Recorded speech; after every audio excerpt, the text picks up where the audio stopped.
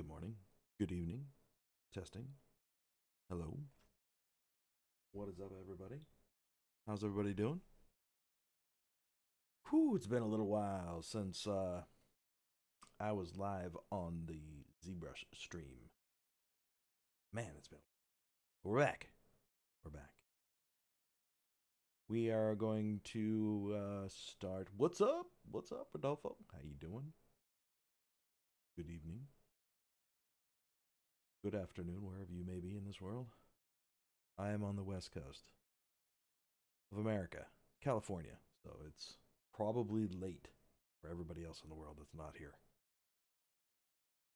Do got a little bit of a cold that I'm trying to get over, so I may break for coughing, opposed to breaking for coffee. Way more pleasurable. Don't mind me if I cough off to this. Trying not to die. Like that.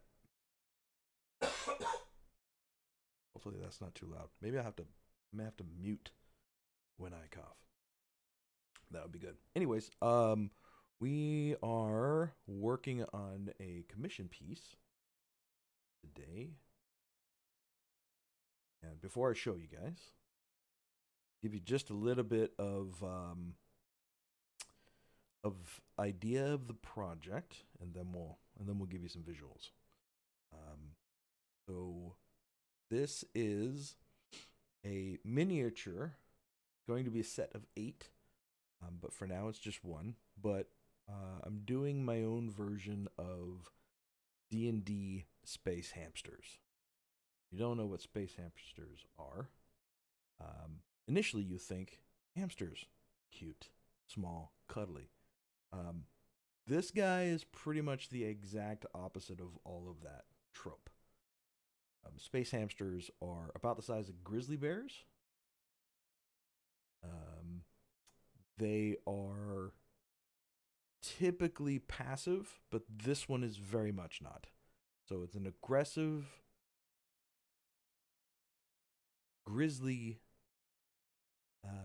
grizzly-sized pack animal as a hamster. Those are what hamsters are. But this one is particularly aggressive. So, with that said, let's show you where we're at so far. Hey, yo. So, first off, clarifications. The little dude on the right-hand side is not my sculpt. That is a sculpt from Flesh of the Gods. That's what they're called. They are, Flesh of Gods miniatures. They make some really, really cool miniatures. This one was a NPC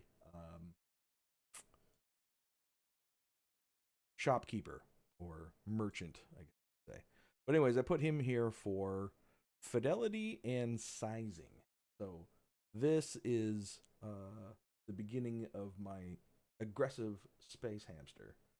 They're also used for as pack animals in Dungeons and Dragons initially. They were created by the gnomes back in the day, and then became quite rampant because they produce offspring rather quickly. So, but in this particular case, I'm going for definitely more aggressive. But there's a step above and beyond the aggressiveness for this particular commission. So, client came to me and they said, hey, I need some space hamsters. They're just normal space hamsters. These guys are, I'm just going to show you, and then we'll get to what they actually are. Here we go. Okay. So, all right, we're going to turn this dude off. So, we're going to extend the head a bit. We are also going to have them be taken over by illithids. That's right. illithid aggressive space hamsters. That's what we're working on right now. Obviously, this is very, very early, but it's to get the basic idea of of kind of the idea that we're going for. The idea is the idea. But this is the direction that we're going. So the character, if my memory serves me correctly, is in the game that these hamsters are for, is a druid, and she has 8 illithid space hamsters that she can conjure. So that's what these are going to be. I thought it was a really fun idea. So I took the commission. I said, all right, I'm in. Illithid hamsters. Especially since I've been playing a lot of Baldur's Gate 3. So it fits perfectly.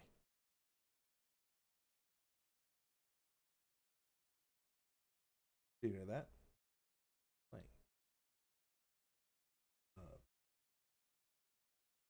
Mosh, what's up, man? Just check the Clinker site. Must say, nice. Thank you very much. Thank you very much. I actually painted this guy too. Hey, you know what? Let me see if I can.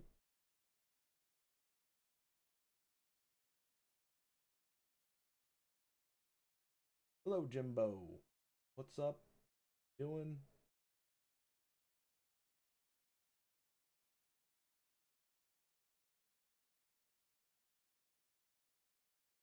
Merchant. Flesh of the gods. This is the one that I painted of this guy. Just to give you a...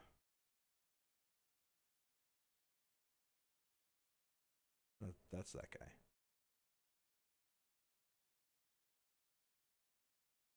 He's really, really small. Super duper small. Any recommendations on people starting to paint miniatures? Absolutely. Watch YouTube painters to start. So much great content out there on YouTube for painting miniatures. That's pretty much where I learned 80% of what I know. The rest I had to kind of figure it out as you go. Yeah, this guy's really, really small. He was fun. He was a lot of fun to do.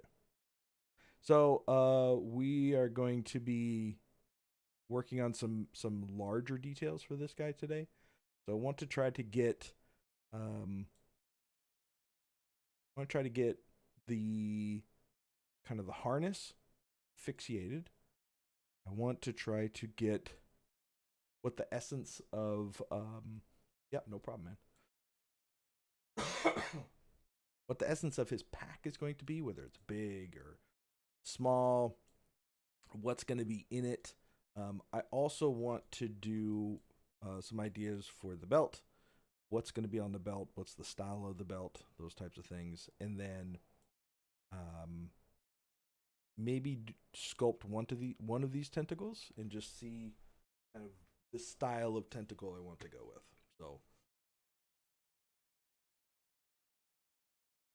those are definitely some things to work today. But it's going to be fun. It'll be fun. Maybe I'll start with a tentacle. That sounds the most fun. Let's do that. Let's start with a tentacle. What do you guys think? Oh, he's gone. There you go. The ropes I did with just a tool, curve brush tool. This is all just sculpted stuff. All right, so I'm going to take a look at, really quickly, a couple of illithid concepts that I found as reference. I always want to go with reference.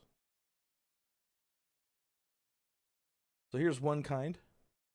Right, so we got stuff on the top, some lines that go through here, and then kind of plain on the bottom. This one's really nice. I like this kind of grungy top. This one I really like. I really want to, I think this stuff in here is going to end up being a bit like this stuff here. That's what this is going to. This one is just a little, like the elephant trunk down the middle. I'm not really a big fan of, especially since he's going to kind of make way for his teeth here. Obviously, this one's the Baldur's Gate 3 one. This one's okay. They're just kind of small and somewhat insignificant. I like the ridges and the little peaks on this one. Again, it's like, it's okay.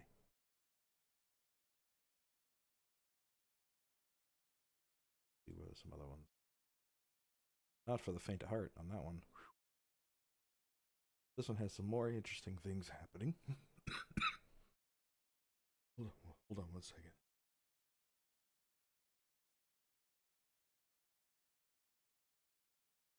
Okay, I'm okay. This is Claymore Miniatures. They did an Illithid. Thought that was some cool things in here. Again, not really looking for the surface deal on these, the surface detail, but more of like how do they come out and what shapes do they make in the silhouette? Are they all the same? There's smaller ones, those types of things.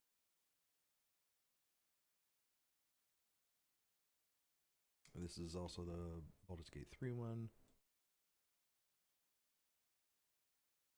This one's pretty cool because I like you can actually see what's the mouth under there. That's pretty cool. Kind of like an octopus beak. That was cool. But I really like the details, the surface details on it. And then this one is a little bit more kind of like an octopus where it has things on the bottom. I thought was kind of cool. But he also has the stretchy on here too, which is definitely something I want to go with. So I really like this one. So we're going to try to just see what some surface details look like in there.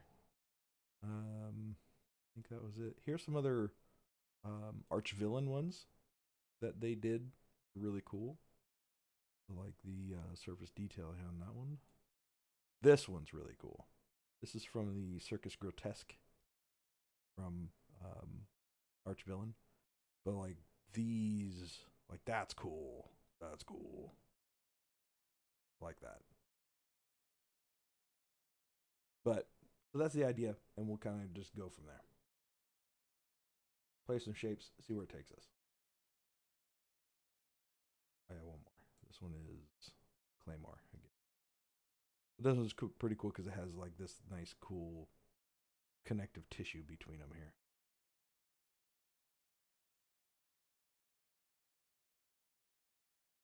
Cool. Roll. How's everybody else doing? What's everybody doing? All right. So let's maybe start with maybe just thinning some of this stuff out.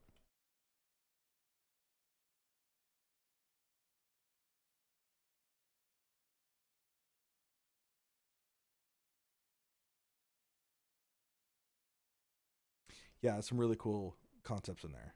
Definitely. There's a lot of when I start doing reference collecting and stuff, I try to do as much like real time reference. So, you go in and look at a lot of different hamsters and stuff and what they look like in different positions and so on. And then look at different types of tentacles and those types of things. I try not to do too many existing art piece for reference, but sometimes there's just not enough details out there for your fantastical creatures. So I think that maybe this will come out a little bit more. And then we'll kind of just sink this in a little bit.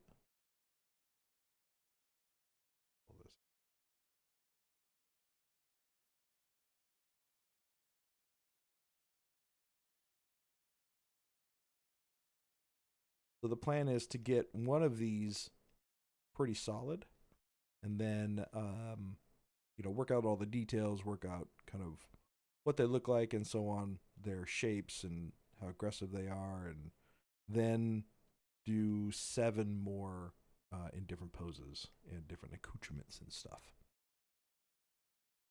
It's a lot of work to do.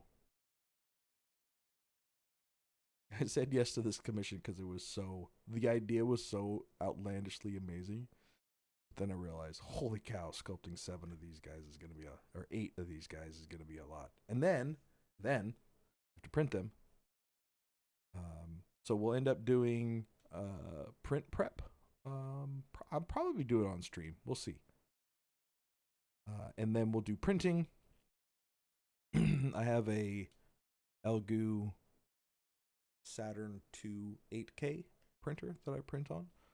So that will handle these guys pretty easily. And then we'll paint them. Obviously, I won't paint them on the ZBrush stream, but if you want to follow me on my stream, you can. It's Brendon Isaiah Bengtson.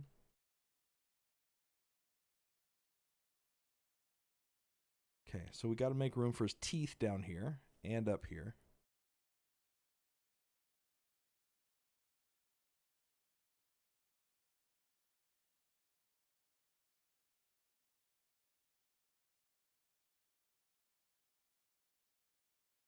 Okay, maybe we'll just start with some shapes here. You know what? Before we do that, let's divide these guys once or twice, just so that we can have, there we go, a little bit better roundedness. We're not fighting against those.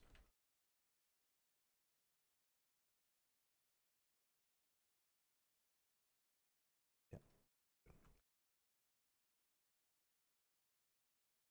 These guys are Dynamesh, and we bump those up to 1024. A little bit more. Let's see. It may be too much. Maybe too much. We'll see. Just start playing around with some shapes in here.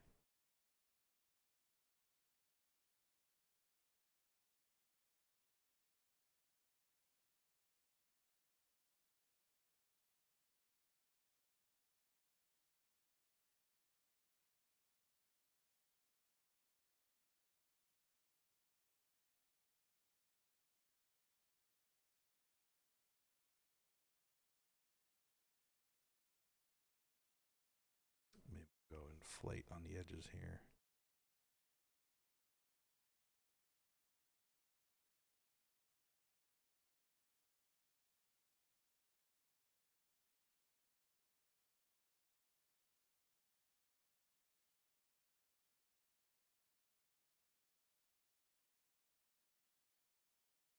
What I want to do is just kind of start mapping out some of the bigger shapes here. Maybe we've got some of this kind of crissy-cross applesauce in here.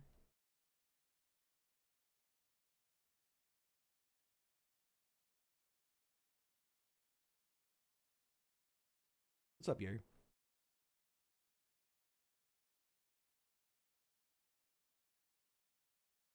Yeah, Damn Standard and Inflate, very, very much friends. Your friend for life. Right.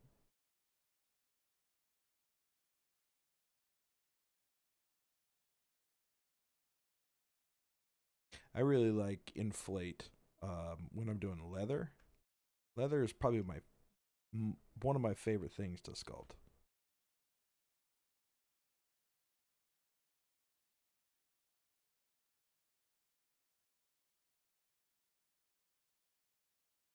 Yes, Illithid space hamsters. Yeah. Why not, right? Something you don't see every day.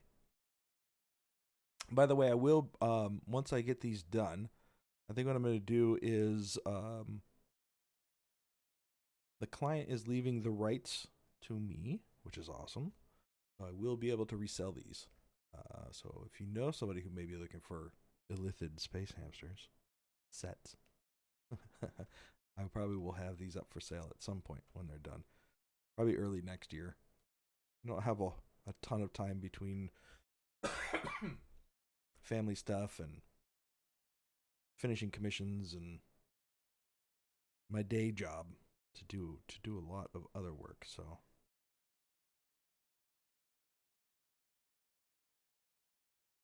eventually they'll be up. But I think what I'm going to do is I'm going to make 2 versions of these guys. One just regular, like with a regular head and without obviously the tentacles. So one set with a regular head, and then I'll make another set with in the illithid version. The heads will be a little bit different. Should be able to just take these out and just have a regular mouth. Yeah, maybe what I'll do is I'll he's not leathery skin, so he's gonna be. I got to figure out what I'm gonna do for his fur and stuff too. So definitely got a lot to do, a lot. I'll show you the basic though. Now that I'm thinking about it, here's what I do. So the basics for the way I do leather is I grab the alpha, and then what I'll do is I'll come in and I'll start. Let's do sub.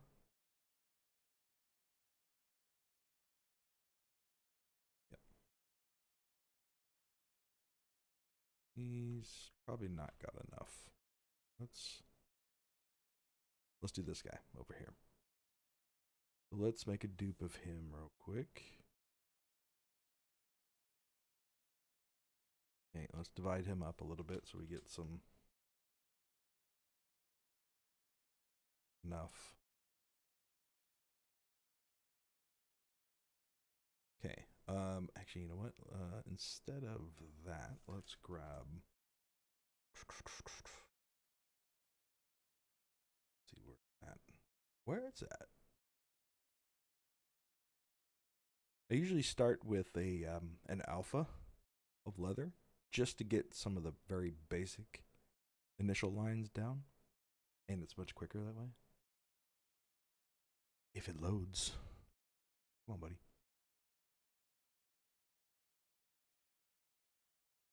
Of course it doesn't want to load.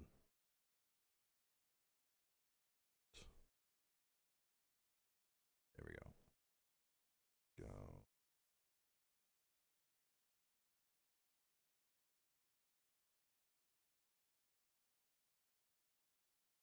See if I can find just a regular clothing. Oh, maybe it was an alpha.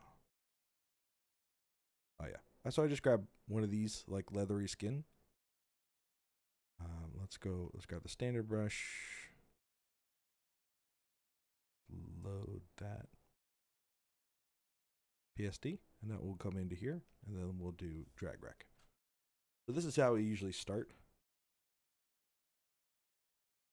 Let's divide it one more time.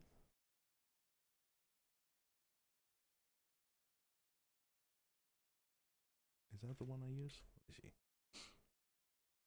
No, maybe it's this one. Yeah.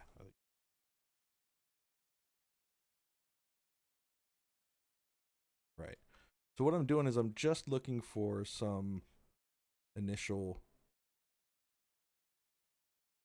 shapes, like some of these deeper ones.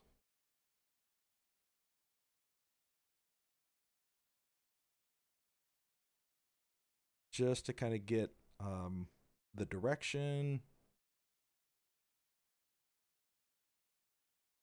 and some of this crisscrossing happening.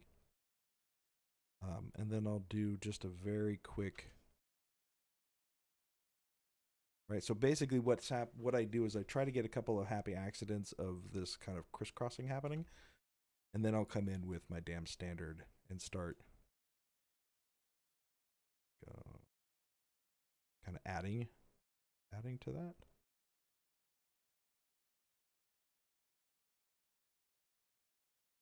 So I'll pick out the ones that I like, like I like this one, kind of like how this goes in here.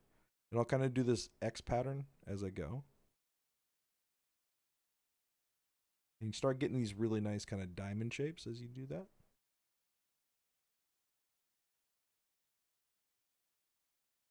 So I start with that base, get some happy accidents happening, and then I'll pick out the shapes that I like, make some more around it.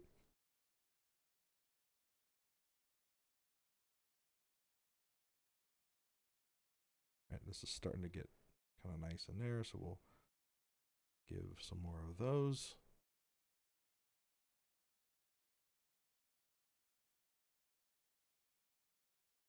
I'm doing just a quick leather demo for the moment, but I'll get back to the actual one here in a second. And then I just I make my brush pretty small because I don't want the fall off to be too big, like this fall off here and then this fall off here. So I start kind of digging in a bit more.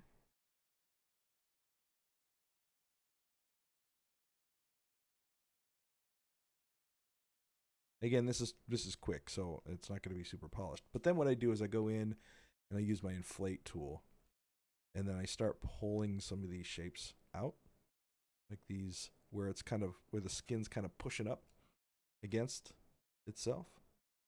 You just start using your inflate brush, and it starts really popping out that surface to show that nice compression. What's up, Cam?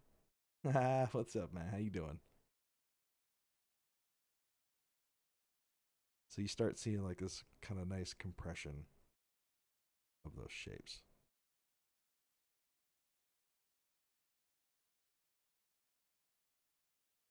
All right, so then it starts kind of looking like buckled skin leather.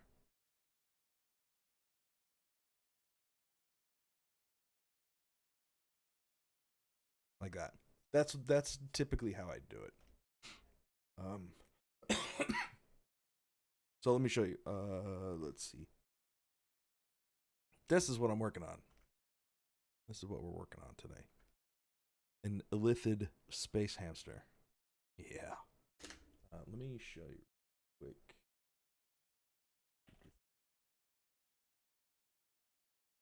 I'm mumbling today, so if you can't hear me, just tell me that I need to speak up.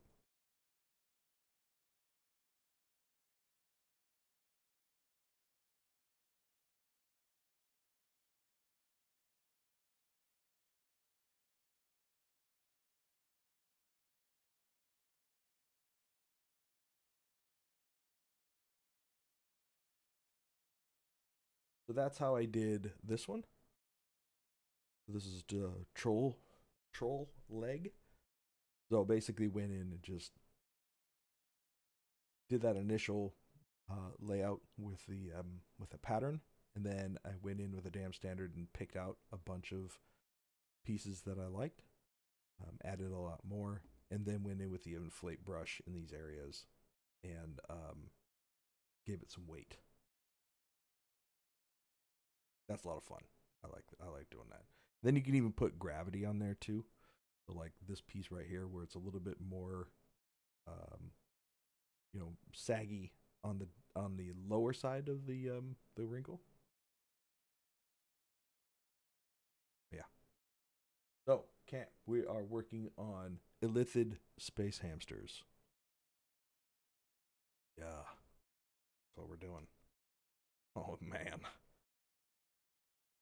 Oh man.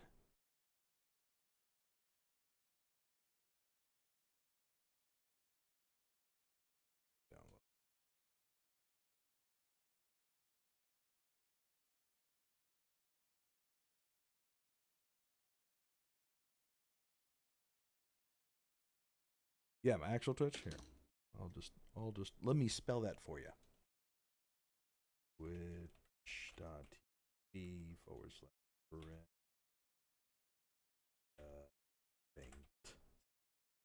There you go. Thanks, Cam. Appreciate it, dude. Planning pun fur on? Yes, there will be fur. Yes, there will be fur. 100%.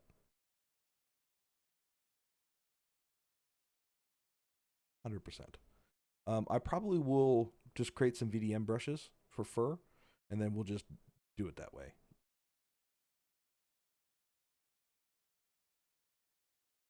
Yes, aggressive, grizzly size, illithid space hamsters. I'm for it. You know what I mean?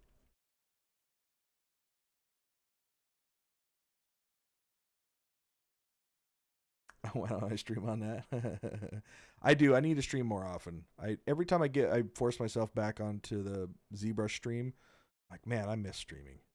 It's fun. You'll pay for the fur brushes?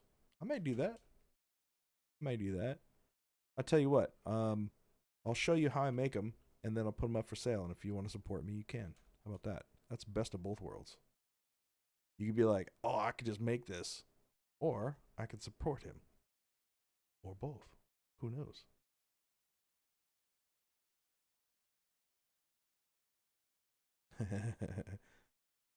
You're gonna pay me to stream? All right, I'm down for that.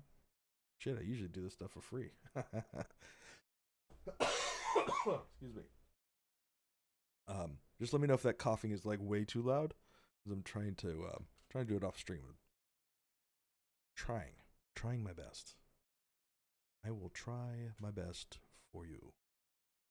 I will do it for you.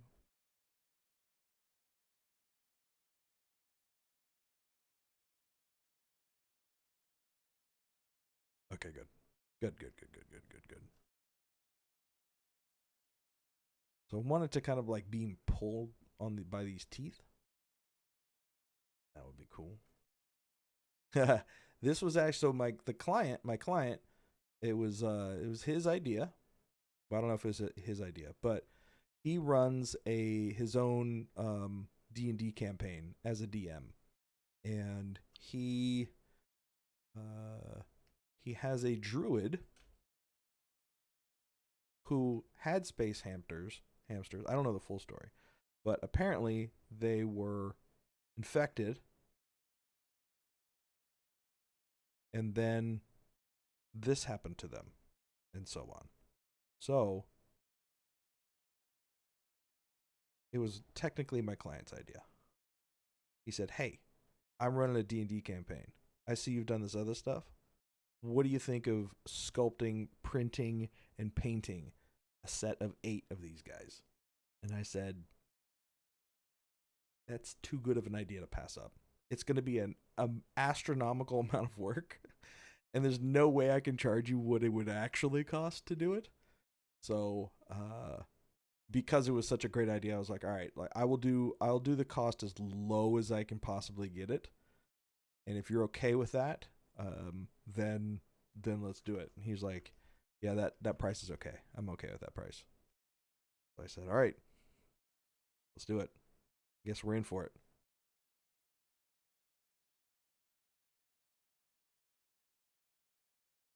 Yeah, paint. Yeah, take a look at the website. Here, Clinker built Studio. My God, my own studio. I don't even know.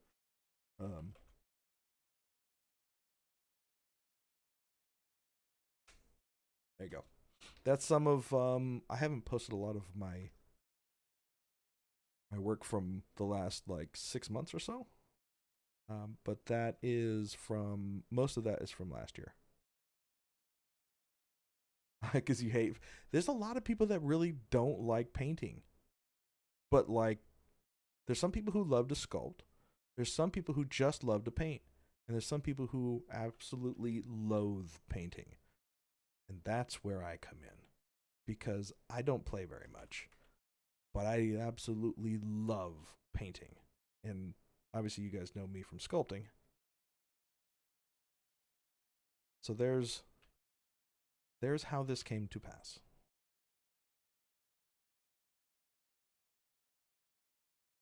Oh, you're just your stuff.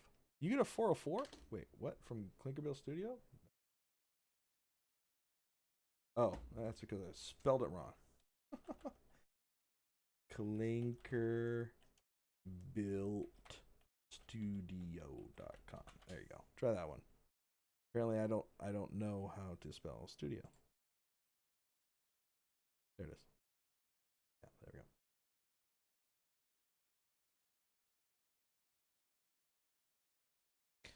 But that sounds like every other artist. Pretty much every artist hates their work. So, all right, let's see if we could just get some exploratory shapes happening so we can convey the message of what this is.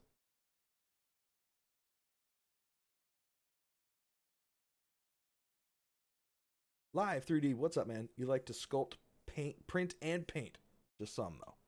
Just some. Yeah, I got into printing during the COVID, like towards the end of COVID, with the intention of doing collectible sculpts. I actually wanted to do a lot of 40K sculpts, but I just kind of ran out of time.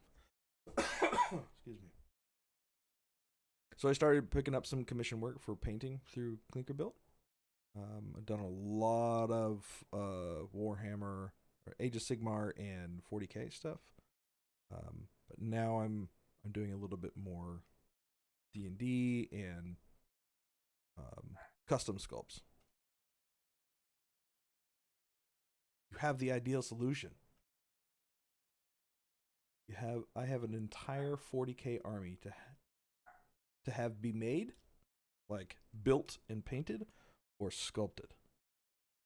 One of those is doable, and the other may take years.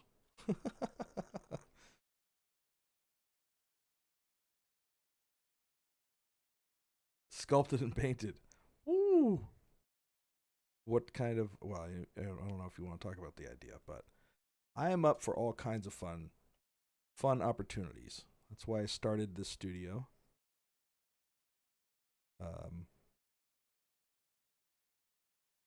Is that so the work that I normally do, my day job is a video game character artist for AAA. I work for as a lead character artist at Crystal Dynamics. I've worked there for almost 6 years now. And I love that kind of work.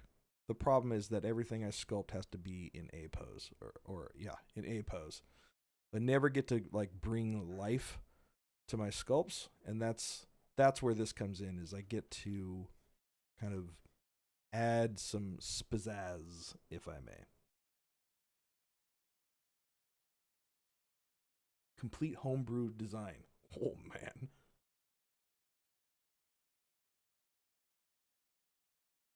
Yeah, time is a big issue for sure. Yeah, I did. When I got to Crystal Dynamics, I was working on Avengers. I worked on Avengers for about 3 years until it was published, and then now I get to work on what we call the future of Tomb Raider. That's all I can say. Don't ask me anything more. Don't do it. I ain't gonna tell you. I know all the things, but I ain't gonna tell you.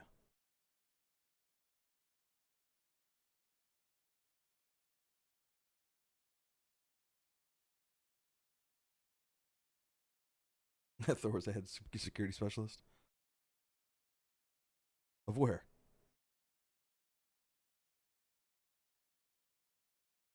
Okay, so we've got this kind of pushing out this way. I want to make sure that all my shapes kind of move out this way. Oh, Blizzard.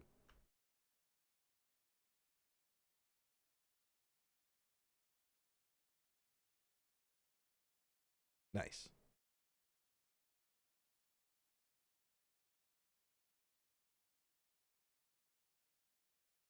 Gotcha.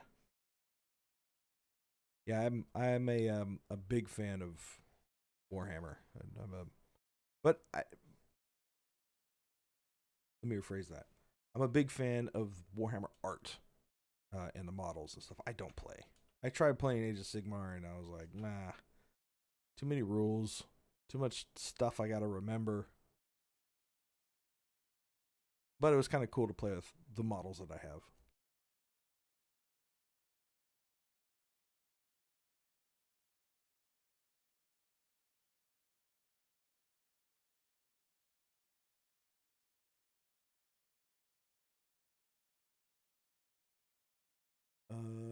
Do I have? You have lead giant cup or sword yet? No, no, no. I work at Crystal Dynamics, not Blizzard. Is that what you're asking?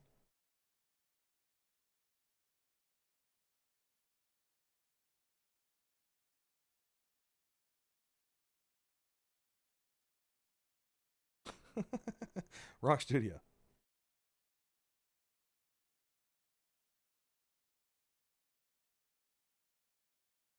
What the hell is that? Crystal Dynamics?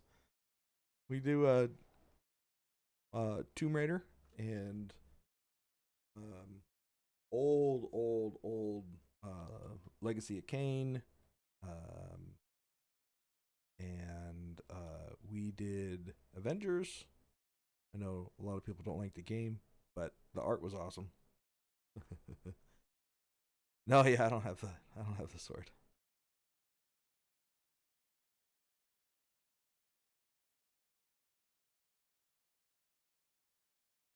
So games you don't know. The games are great. That's my true passion. It's a lot of my hours in the world have gone to. All right, let's see how that's a good start. At least it's heading in the right direction. I probably will redesign it at some point, but a why no to a homebrew army? I would say not a no, but dude, sculpting takes a long time. A long time.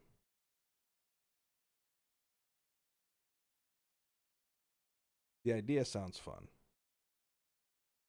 but it's a massive endeavor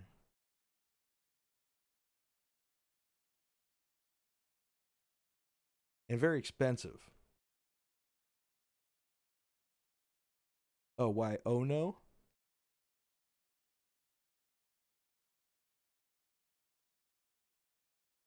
I mean, I'm down to do custom skulls for sure.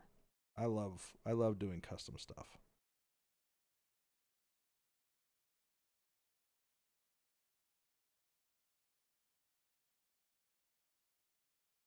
for sure.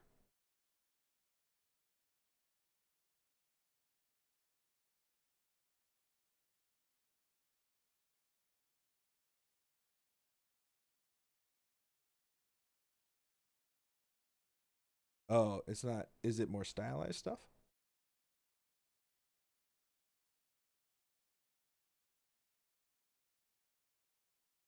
'Cause most of my body work is more realistic, grungy. Well, I can do clean, but realistic is my body of work. That's where my strong suits are.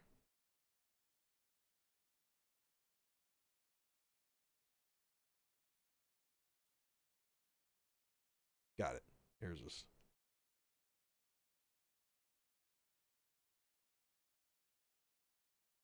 Didn't Warhammer just come up with a excuse me, more stylized mobile game? You don't care as long as you have it. Right on. You're welcome to DM me, dude. If you want to talk projects, I'm always down to talk projects. More than welcome to DM me.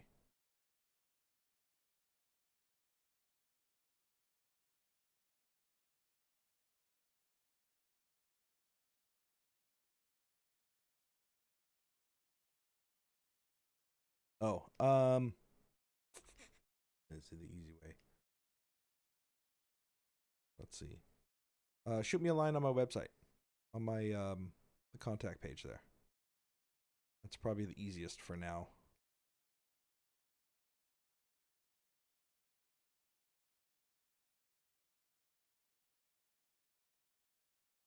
I hate Twitter too. I can't stand Twitter. Too many whiny people.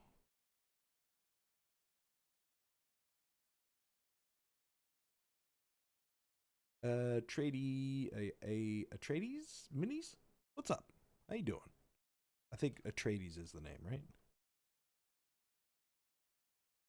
Atreides. Yeah, got it. Isn't that the name of the horse from Neverending Story? Was that the name of the horse?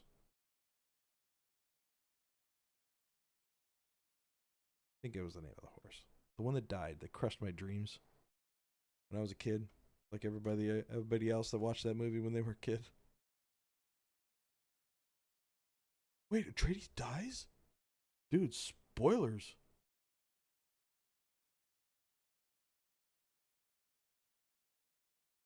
Spoilers.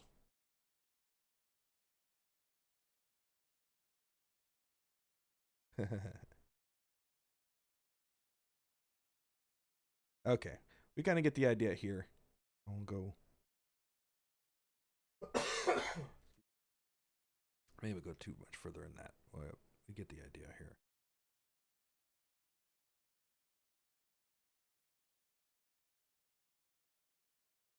Paul Atreides. Oh, that was from Dune. Yes, that's true.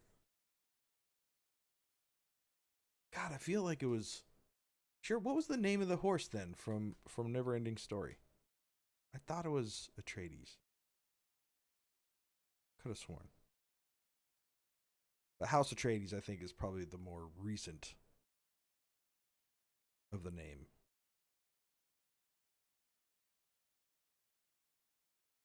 We can get a little bit of kind of fold over action there.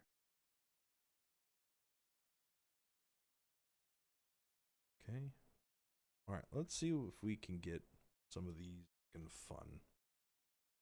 So let's go down. Let's split this guy off. We'll do split hidden. That also will preserve subdivisions, which is great. All right, so do I want it to be... I don't really care about the subdivisions anymore, honestly. Let's just...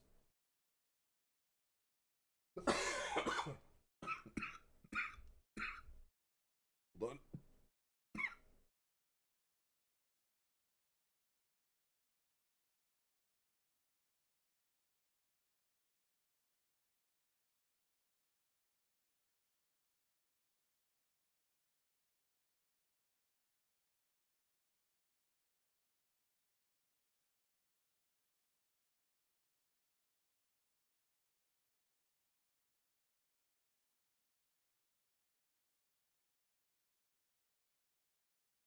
Okay, I think I'm done dying for a couple of minutes. Suction cups. That's one. Oh, it's one request. No dying. I don't want to, you know? Let's see. Let's go delete lower. Let's see what's here. Maybe before we do that, though, we just duplicate it. Turn it off, and now we have a copy. Let's do delete lower, and let's play. I kind of want it to twist around. So it's bisected, or there is a top section and a bottom section. Clearly is what I like. And to make that interesting, it's better to not just go like this. That's kind of like me. We want it to do more interesting would be to start and then maybe have it kind of turn over.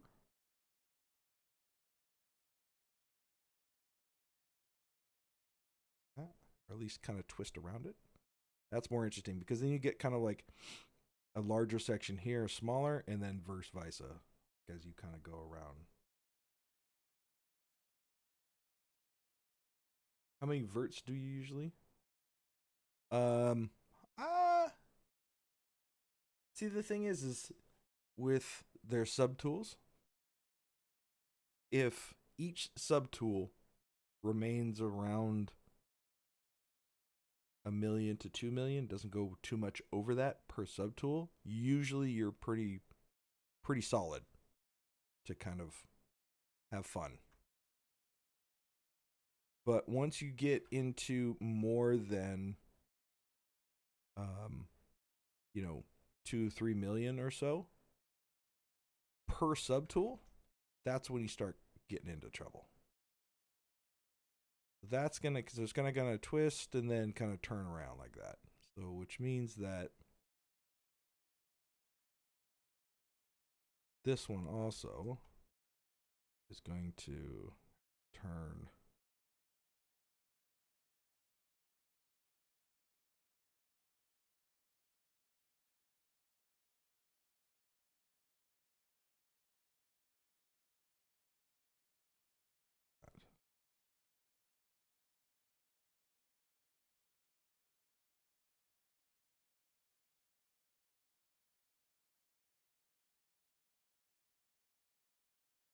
Okay, so it kind of comes like that. Let's put that here. I got something like that. See how that looks. Yeah. So you got a lot of attention here. Kind of brings it down, and then you can follow it out this way. Total verts. I usually don't keep track of it too much, but total usually, I don't know. I've gotten upwards of 150 million is usually about like the end of where I'm at. Close to that, about 150 million. Sometimes I creep up into 200 million. Yeah, but again, it's your processor. ZBrush is 100% your CPU. Sorry, CPU. I'm getting over being sick. You have to. Yes, I use a. Typically, I use a Wacom Pro, the medium size one. But for work, I've been working on a Wacom large tablet. I've been using that for like the last 5 years. So the other thing too is I want to be able to I like being able to also see difference here too. So I'm looking at it from different sides. So we'll get some silhouette breakup here. It'll duck under, and then it'll reappear on the other side over here, which is pretty cool. Oh, you got a Studio Pro screen tablet? Nice. They're kind of small though. That's the problem. That's the problem. For me, that's the problem. All right, and then we're just gonna kind of break up this edge, have some fun.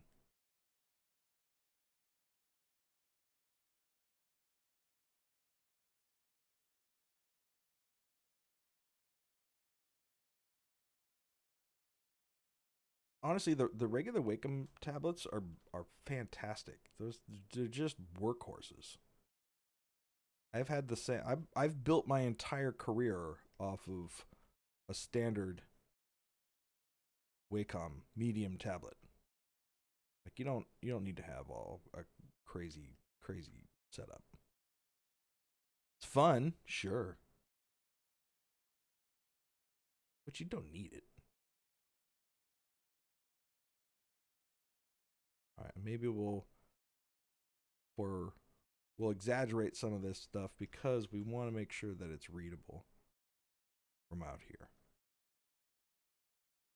Okay, and then maybe what we'll do is we'll make it a little bit bigger and then pull kind of all of this out a bit more. So we really start getting some of this nice shadow under here.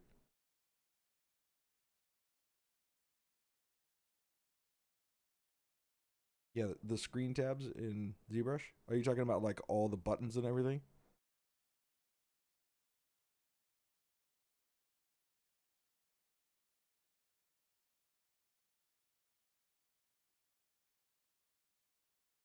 I really want to make sure that this kind of clear upper section and clear bottom section really read from far away. The important thing is to remember the consumption of the art. What's the purpose? These guys are, you will see mostly from this size, right? A lot of times you'll see it from that size. And then if you pick it up, if you pick up that many, you probably see them about this size.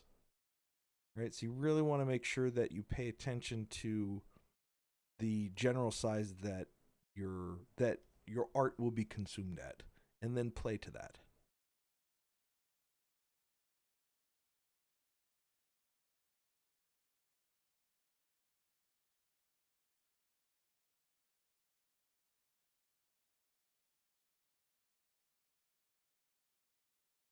And then this guy will need to just pull out just a little bit. Now let's start seeing what this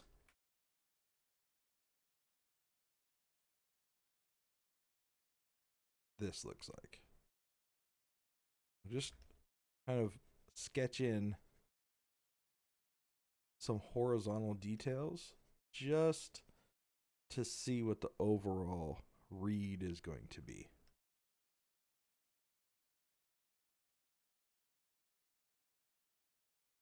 And then maybe on here we can do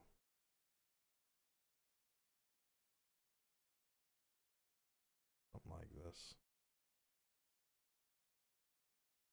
I don't really like that, but we'll see. Hey, I like this. I'm starting to like this nice little breakup on the outside. A clear definition of the top versus the bottom. Oh, sorry, Cam. Which one? Which question? Which question? Always welcome to ask me. If I don't see or answer a question, you're always welcome to ask a couple of times. If you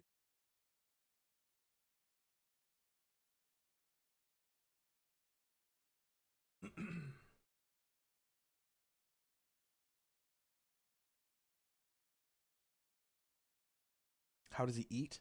That's a very good question, Robert. And not really up for me. Up to me to. He's got a little mouth, like right inside here. It's kind of like a little beak. He's got a little beak, like all these kind of like grab the food and like pull it in, you know, and then in here you just go just like that. Okay, don't really like this yet. Maybe what I can do, let's try instead of sculpty, let's try using some actual tools. Let's see. Maybe this might be kind of cool. See what that looks like. Gotta have sound effects every once in a while, right? Yeah, maybe this kind of thing kind of feels cool.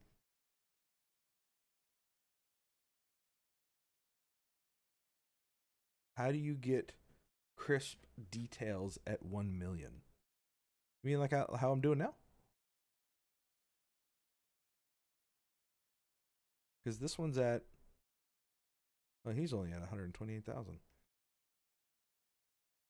Because you can't do crisp details at 1 million.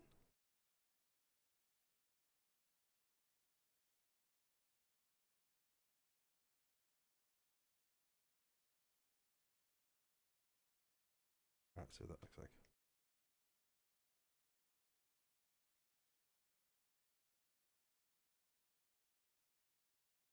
Okay, maybe we'll do.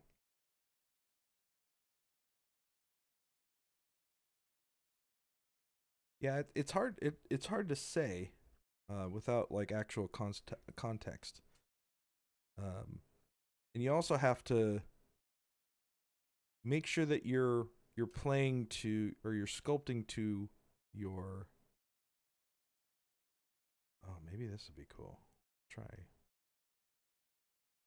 playing with this for a second. Try to do vein work. Well, I guess it also depends on how close you are.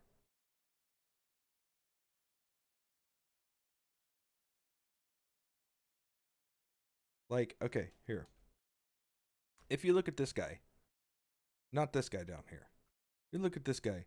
Where would you say, what part of this would you consider crisp details, if any?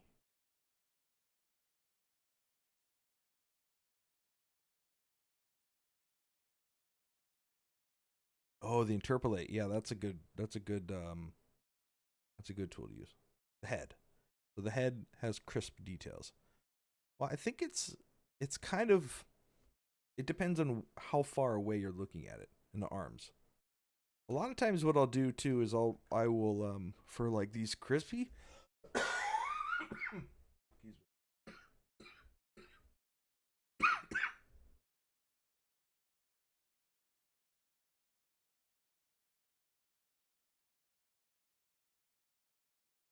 smooth. I'm okay. The crispy details, a lot of times I'll just kind of go in with a really rough brush, you know, and just kind of do this kind of thing. And eventually that, that kind of makes up some of these crispy, crunchy details. And a lot of it just has to do with just sculpting, Like if you want to come in and, take your clay brush and kind of do this kind of thing, right? So like maybe I want to have, I want to form the muscle here a little bit more. So I'll just come in and just kind of loosely come in and maybe flatten this a little bit to sculpt it and say, all right, well, what are these are the extenders right here, right? What are the extenders? Where are they connected? Okay, they're connected back here and they go kind of this way. So we have some that come over like this, right? And then you have some that come this way, this,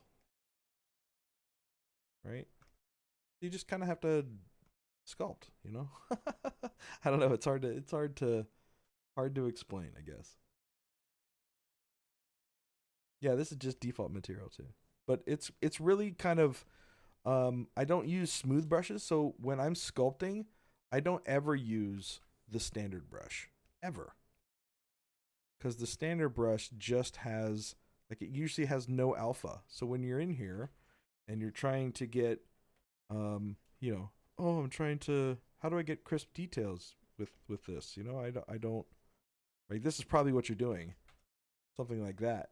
Instead, use something with a little bit of bite in the alpha. So like I use clay buildup all the time with this, and just by,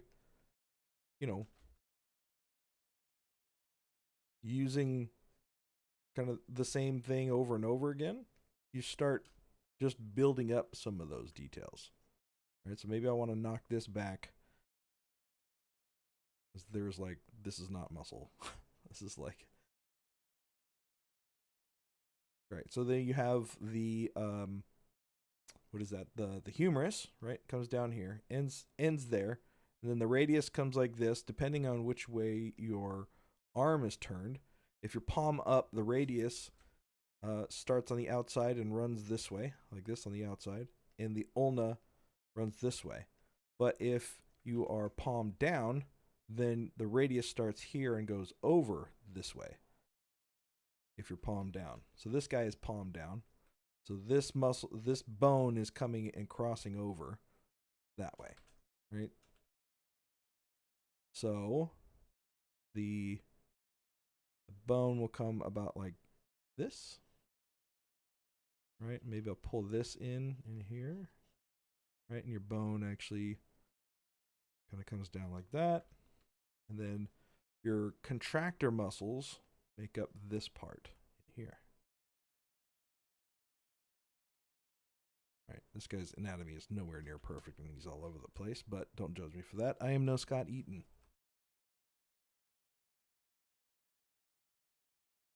But you get the idea. So just build up. Use something with some edge and some crunch to the edges and just build.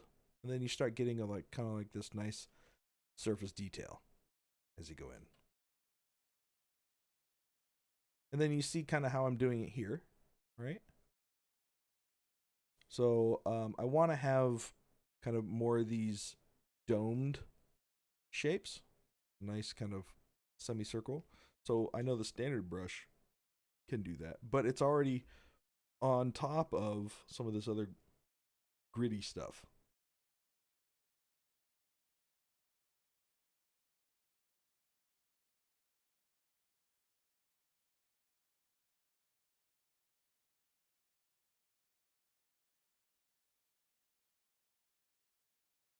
Let's do add here.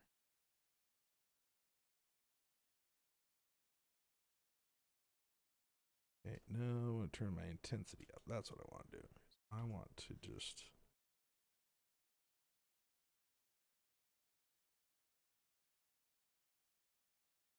All right, so now we start getting some like nice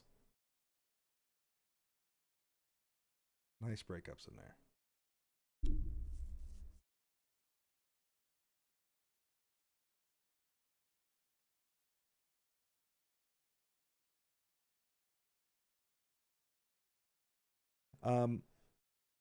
somebody said interpolate. I think that was you, Yair. Can definitely do that, but sometimes I like doing things a little bit more by hand, especially as you have something that's kind of more organic. You end up doing it by hand, you have this natural kind of random breakup just because you're doing each stroke and they're not kind of perfect. So a lot of times I'll purposefully use doing something by hand over and over again, especially for something like this, just so that it naturally introduces variation in there.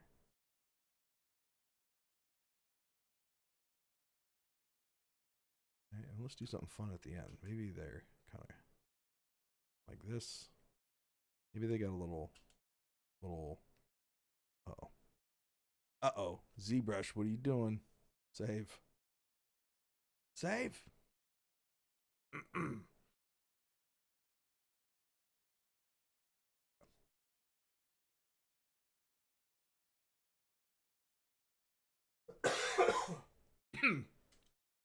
Let's play around with the shape out here. What if he's kind of got this displacer beast? Like that? Displacer beast? Some D&D for you. And maybe use some AccuCurve move. Get nice little pinches in there. And maybe he's got little smack is at the end. You know what I mean? Like, whoosh, smack you. Kind of cool.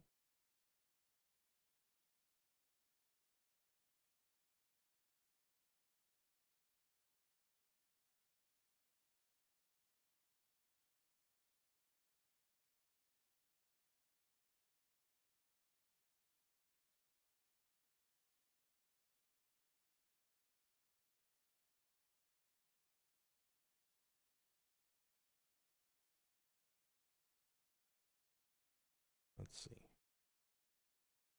Just trying to introduce a little bit of surface noise in here. I can show you guys my surface noise trick. I found this was really, really cool.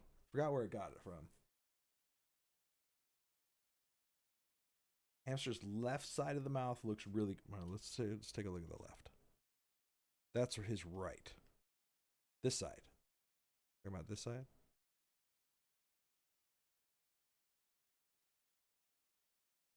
Yeah, I think this kind of like little crossover in here, where it's kind of like coming over, and this kind of coming in, feels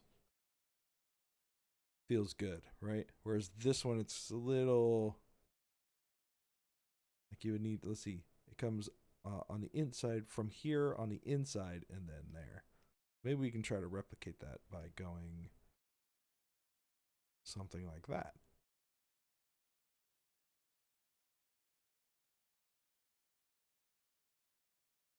Yeah.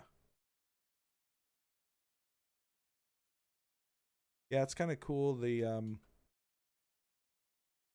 try to repeat a lot of stuff and kind of get things homogenous. But then make them different enough to feel like different materials. That's something that's really always fascinated me, is when you can sculpt something so that it feels like a particular surface. That's always been really, really cool to me. Thinking maybe this needs to come up.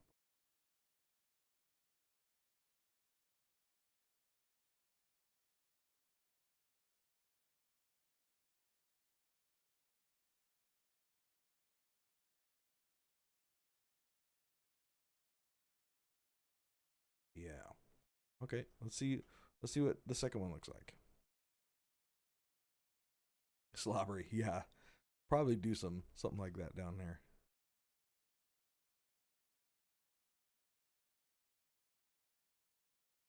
I'm not sure if I'm sold on the little slappy hand over here. Slapjack hand. Let's see. Maybe we'll do a couple little.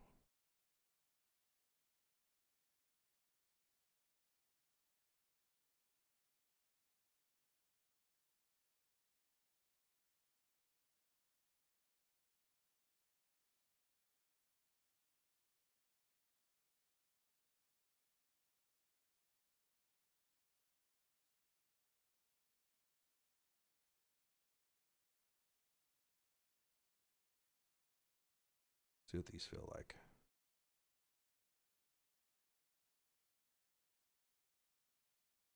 Slap it. It does it. It feels like a slappy hand, right? Imagine getting smacked by that thing.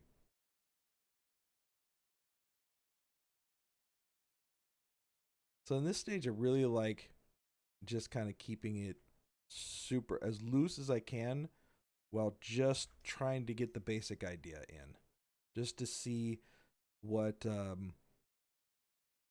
it feels like.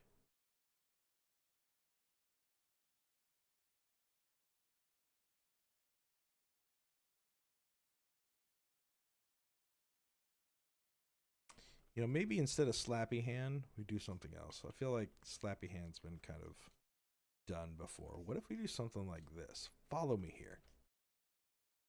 Follow me here. Let's do append. Append, thank you. Let's do, what if we do a, what if? What if we do? I feel like that's what concept artists do, like every time. How many times does a concept artist say what if during a work day? You know, you ever wondered that? I have. I've wondered that many times. What if? What if? What if this guy was just super dope?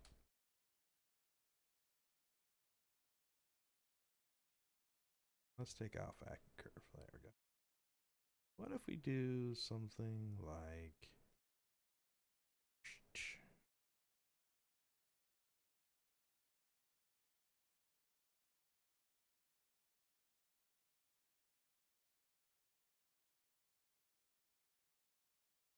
What if?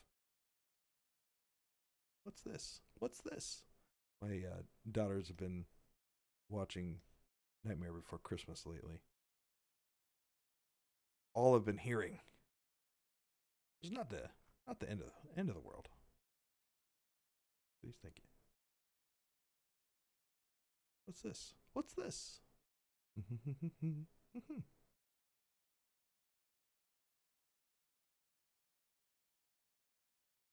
What if it's a spiky bits? Not spiky bits. Not spiky bits. Right, so maybe it's like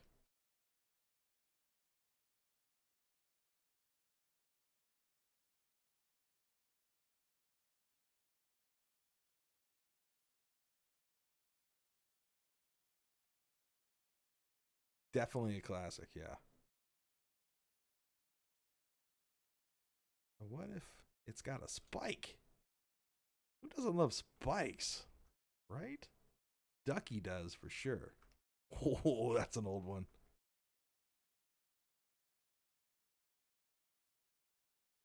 You guys remember that one? I will call you Spike. I flied? No, you falled. Yeah, what have you got? Spike. Ching ching. Spiky booger.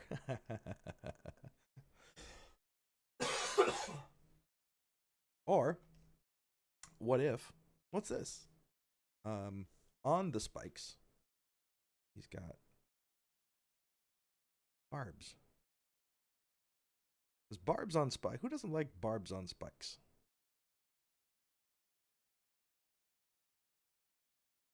Right? Barbs always look crazy. No, not a finger. I'm not going for weird. Spikes on spikes. You also can't go wrong with spikes on spikes.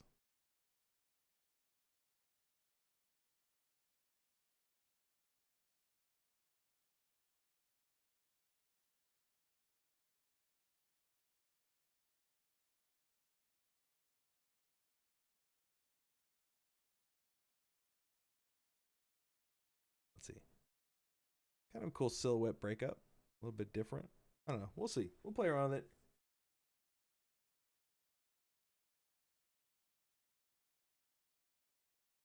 Like graboids. You guys remember graboids? Let's call them graboids.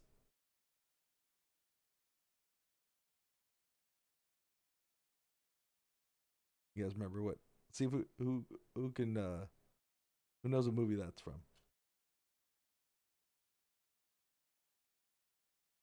Graboids.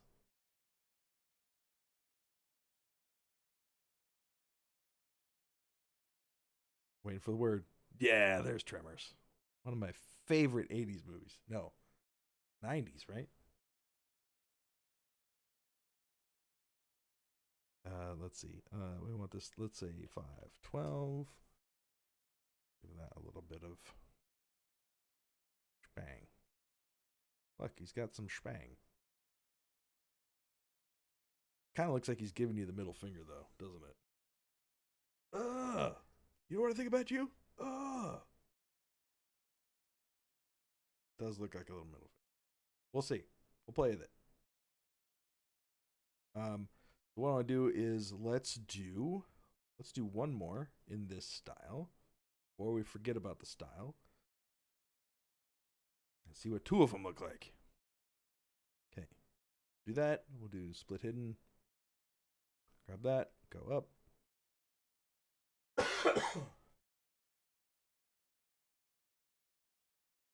What's this? What's this?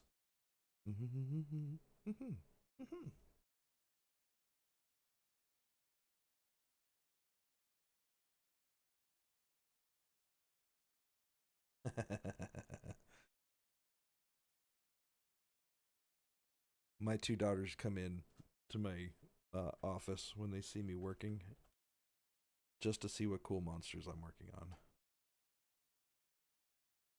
what cool characters I'm working on. Dad, what are you working on now?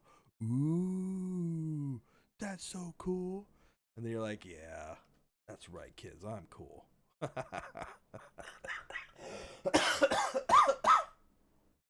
Excuse me. What are you working on today, Dad? Ooh. All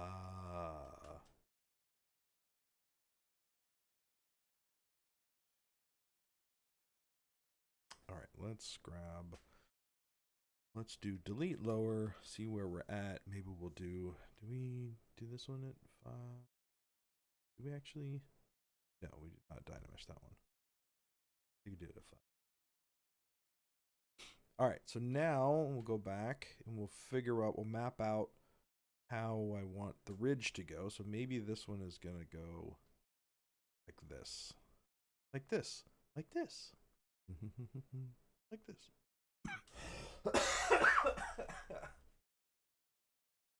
I was very, very close to canceling my stream today just because I can't really talk without coughing up a lung. I'm glad I didn't though. I missed doing the streams. Yeah, this is cool. Kind of echoing this shape here a little bit, but it's more like small, medium, large. Okay, so let's take this one, figure out what we do.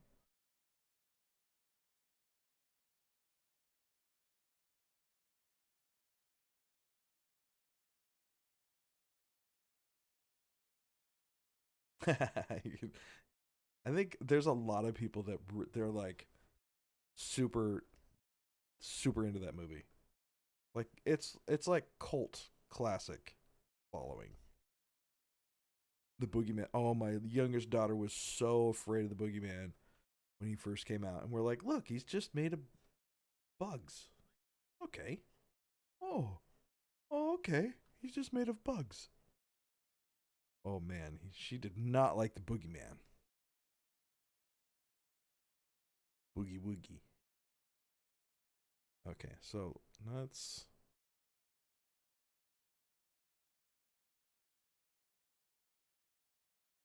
Gonna be a little bit more around there, and then let's take the other half of this one.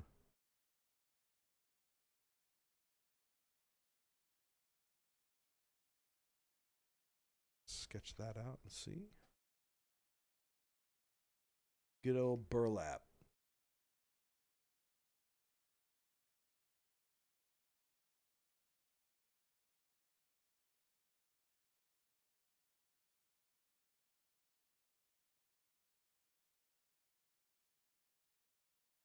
Okay, I think that is what that looks like. Oh yeah, there we go. There we go.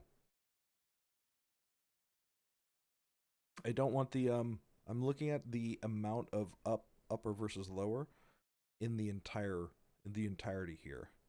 So the outer not quite halfway, which is what I want. About a third to 2/3. The rule of threes.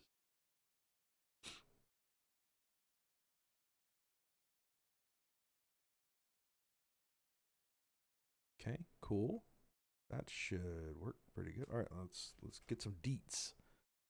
Some deets in there.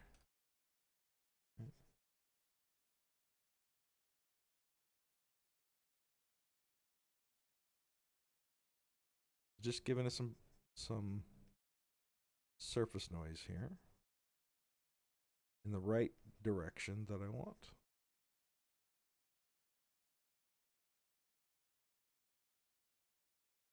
You never get it to look like the best around. It doesn't have to look like the best. It just has to look like your best.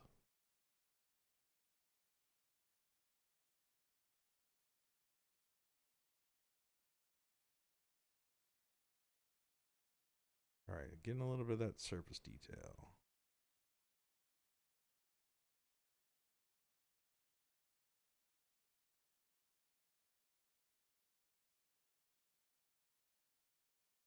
Okay, and then we did, let's see, we did standard, drag rec with alpha 60. And we just did sub. What's this? I got that song stuck in my head. Thanks, Brendon.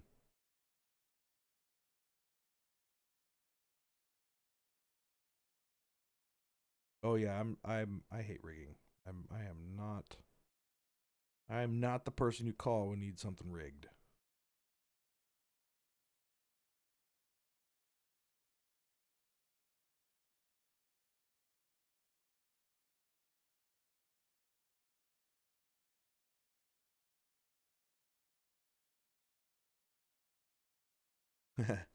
I mean, it could be if you knew what you were doing, right?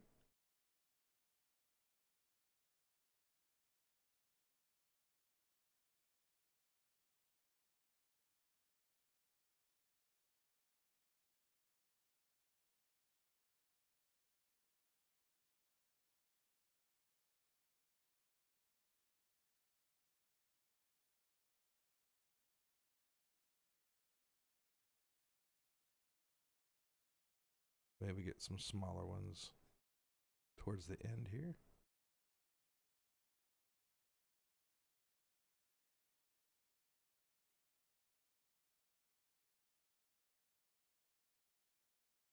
Okay. And then we accentuate the positive, eliminate the negative.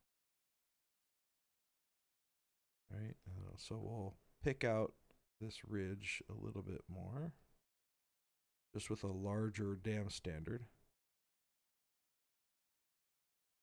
That, like this. There you go. Right, so we get this nice, super clear ridge that we can read from distance. It's one of the big things that I always tell people who want to get into miniature sculpting is get reference.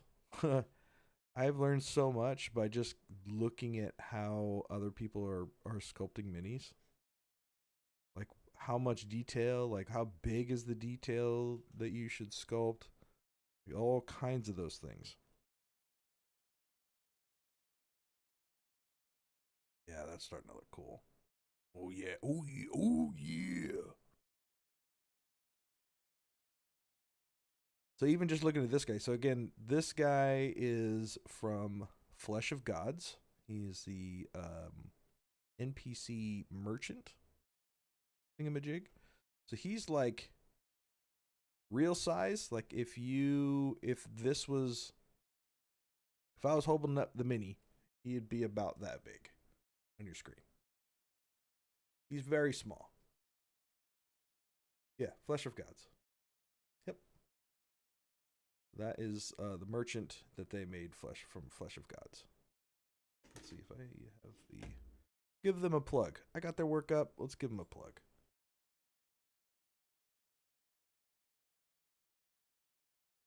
They don't do a whole lot of like big, like massive sculpts, but their characters are awesome.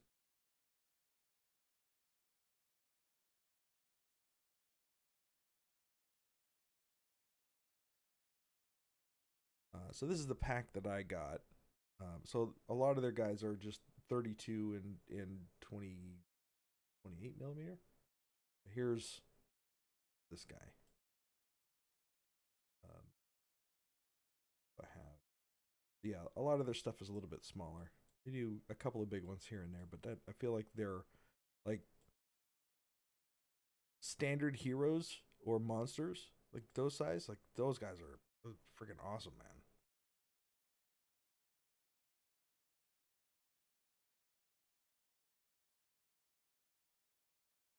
Oh yeah, Kingdom Death, yeah.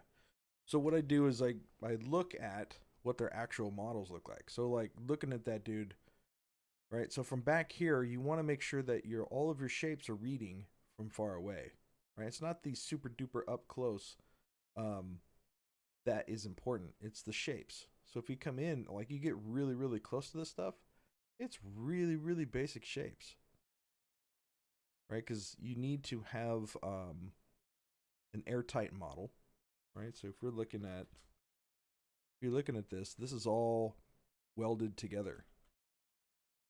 Right? If I move this, all that stuff is welded together. They don't really care about like all these little jibber jabbers in here either, because all of that stuff is just, it's not going to show up in the print, right? And look how big their stitches are, right? If you come back here, you're like, oh man, like you can almost make out the stitches in there. Wow, that looks really cool. Or at least like the laces here. Or where is the other good stitches? On the backpack here. If you come into this, look how just really, you don't have to get crazy, right? This is the raw print, right? So like all this jaggedness stuff in here doesn't even show up in the print,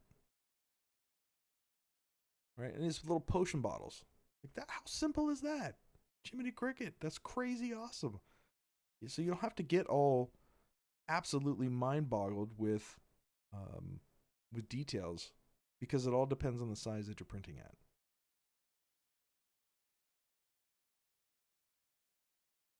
Right, his little case down here. Case is really cool. But again, it's very, very straightforward. And there's a lot of like clipping too that happens. Like look at this whole thing back here, right? Because they didn't want to bother with supports and things back there. You know, this knife doesn't have an underside. It's flat against the ground there. There's also no undercut to straps, which is cool.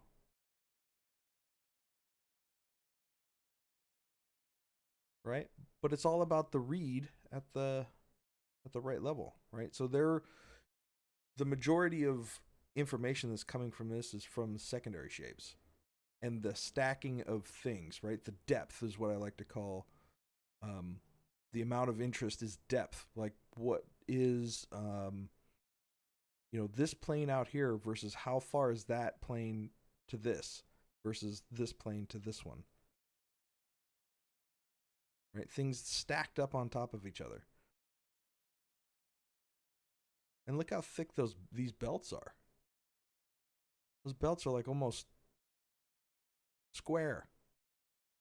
But it works because of the size. And like even this guy in here on the print, like you barely even see this.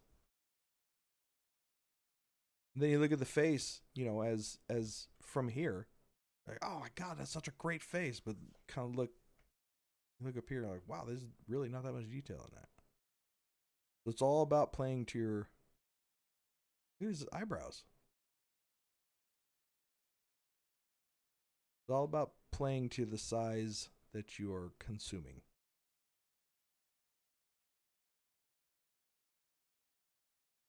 So this guy will be a little bit bigger, obviously, but he's still only probably about. This is one of the two reasons why I'll pay you. He'll probably be about. Let's see. Let me grab something that's close to this guy's size. Probably be about this big. Another commission work guy that I'm. But so he's not crazy big, you know. Well, let's see. Regular person would probably be about this big.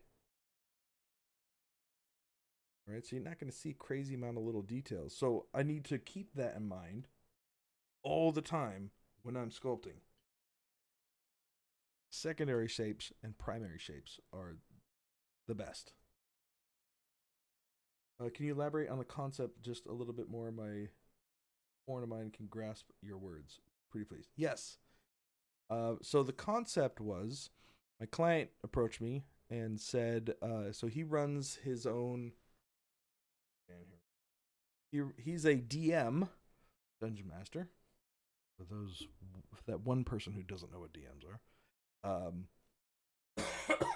and has been running a campaign for a while. And one of his players, a druid, was able to summon space hamsters. Space hamsters are originally created by the gnomes in the D&D universe, and they were originally pack animals. So, like, let me see. Let me show you some. This is like the quintessential. Everybody knows. Who knows what space hamsters are has seen this. So this is kind of what they're like. They're pack animals that were made. But his character is a druid, and they apparently were infected with illithid worms at some point. Oh, they're not real, weirdo. Yes, they're real in D&D. Yes, they actually exist in D&D lore. So these particular ones were infected by illithid worms, and they turned into illithids. So that's the idea behind these guys, that they are aggressive, grizzly bear-sized hamsters that are used as pack mules, but have turned into mind flayers. Pretty crazy. Crazy man. The madman. Okay, so then let's see. What was our. Oh, yeah, we use standard with no alpha. I think it was. They were turned into. I don't know all the details. I have never run his story. But I think this was local to his run. But there are different types, a lot of different types of recorded official space hamsters within the D&D universe. If you look up space hamsters in a wiki, there are a ton of different types.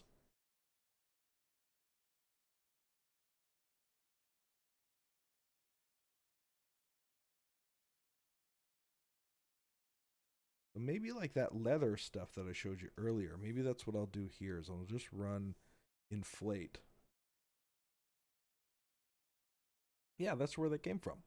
The lithids are part of D&D. maybe what I'll do is I'll just run a quick.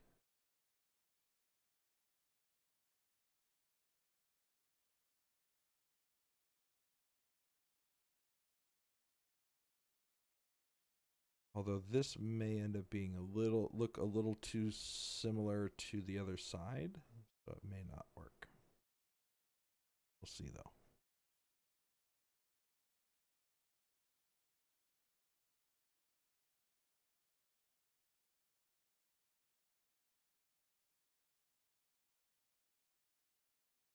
Oh, I guess it could work. Yeah. If you're not familiar with the lore of elithids, they are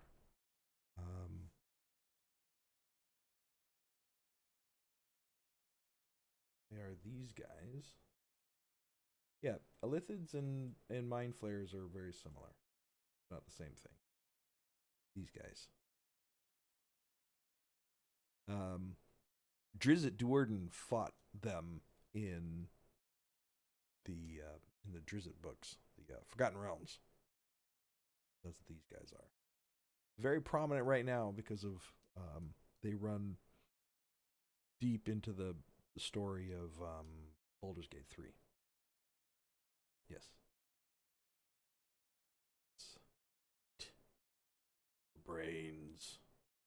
Like, that guy. That's a little grotesque and crazy, but this is somebody who's been taken over by an elithid. That's how they reproduce. Well, one of the ways they reproduce is there's a worm that they produce that finds its way into your brain and then turns you into this thing. In Baldur's Gate 3. But this is how they eat. Got a little octopus mouth in there.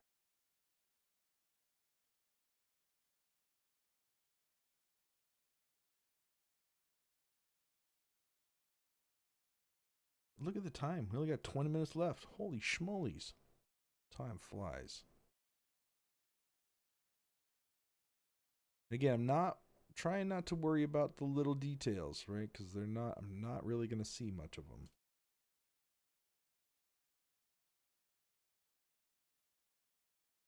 Just want some light and dark breakup.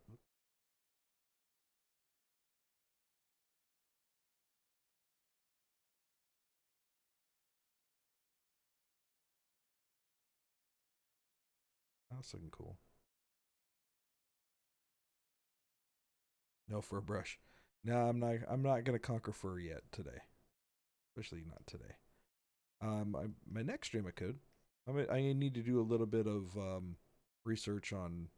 Forgot how to do VDM brushes, so I want to do that first before I do anything on stream. Vector displacement maps.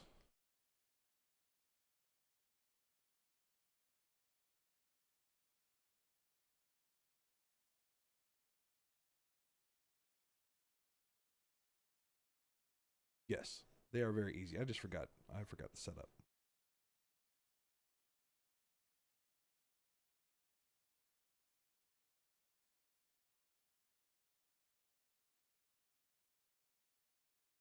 Just making a good way is the tricky part, yeah.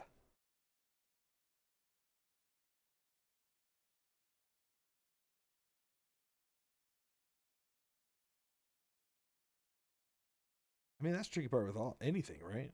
Like, I know how to read a recipe, but making a recipe good, that's a whole nother story.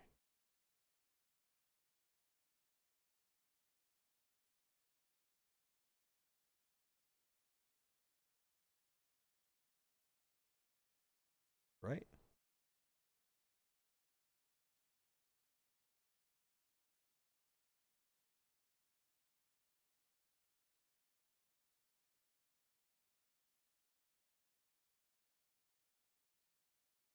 Subjective, yeah. All right, let's see what that feels like. It's crunchy, that's for sure. Snap, crackle, pop there. It's starting to look like the overside though. That's the problem.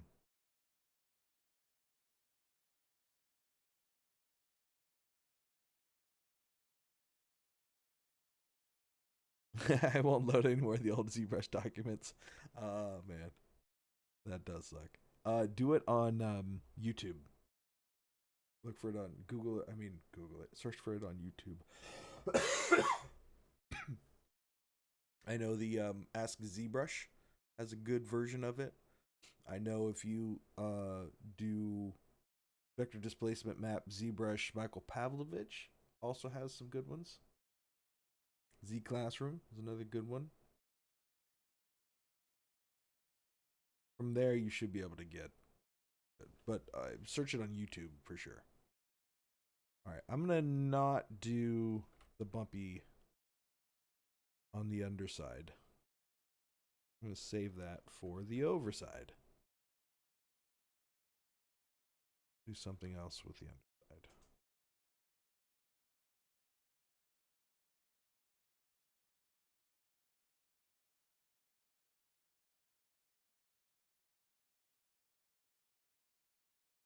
Are you sure you want to erase 200 and plus brush strokes?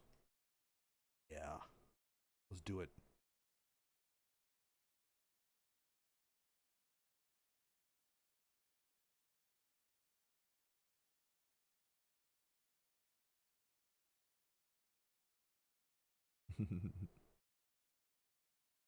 Living on the edge. I always have to fight myself on whether I save versions of pieces that I'm working on or I just raw dog it and sculpt over something and not care. Always fight with that.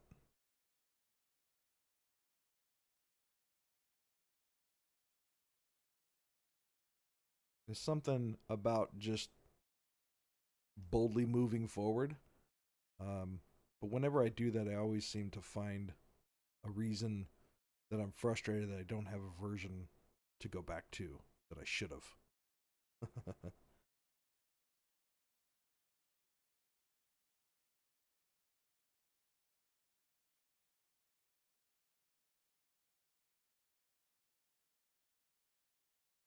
It's the same effect when you have something, you know that one day you're going to use it, and then finally when you say, you know what, I'm never going to use this, and you get rid of it, inevitably, the next day, you will need it. Inevitably. Okay, that's better. I like a clearer definition of each side. And then you need it. Yep.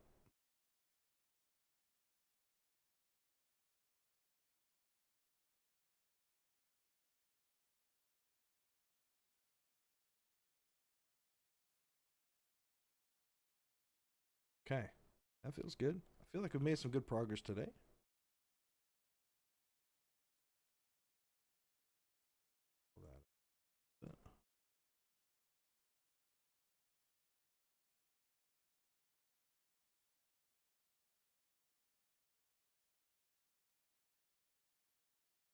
Okay. Let's continue with these two before I forget the recipe. Split hidden.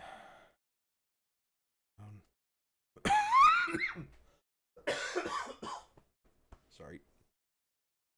So we'll go up to 3. I think we ended up at 5. And then delete lower. All right, and then we start with damn standard. You damn standard.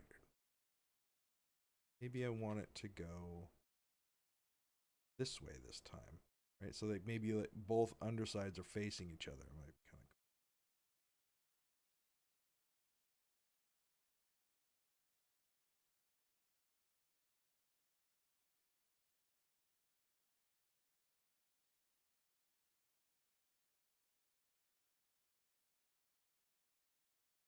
cool. Or maybe this is the top over here.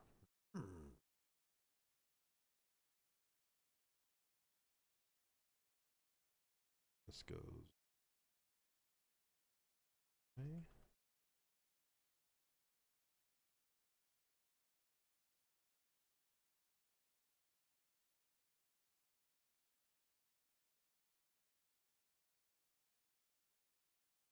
kind of want to see the top more on this one, though. Maybe we should instead have it go this way.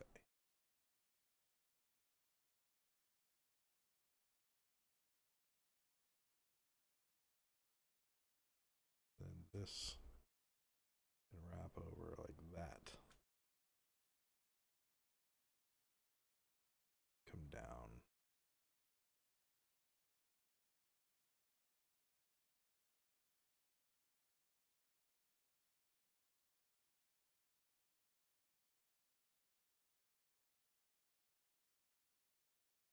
Actually comes up more. Maybe twist more at the end.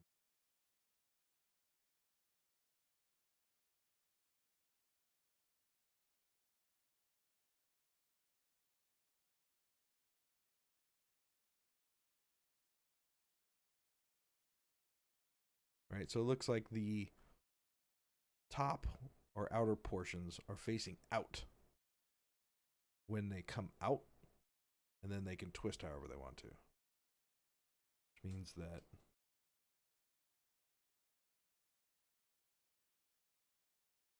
that one starts like this.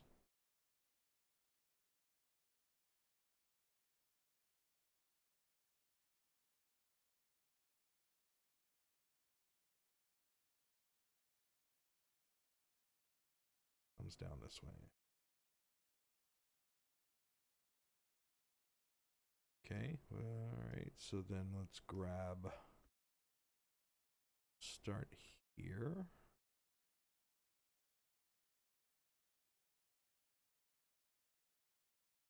And then it's going to end up going this way. Nope.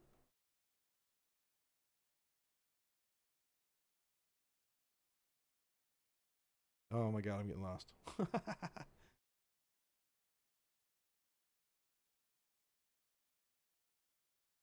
Gotta go this way.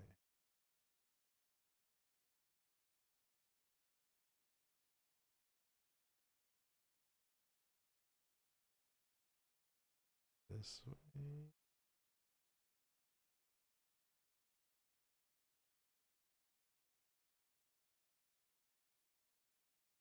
Okay, I think that's the one. Yeah.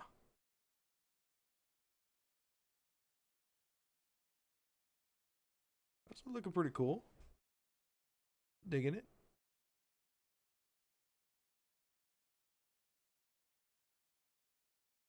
Kind of got a mohawk going on, though. I don't know how I feel about the mohawk.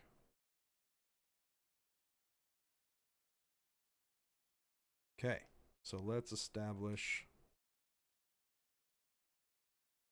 top here. Outer, whatever you want to call it.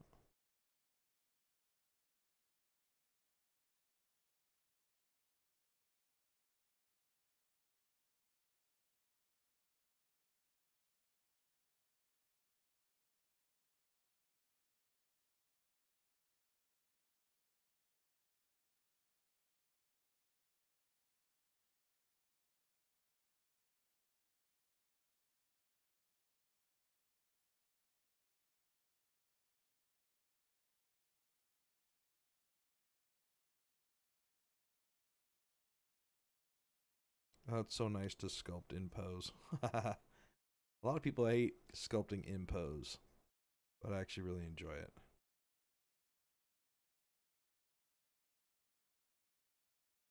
Something nice about having the difference between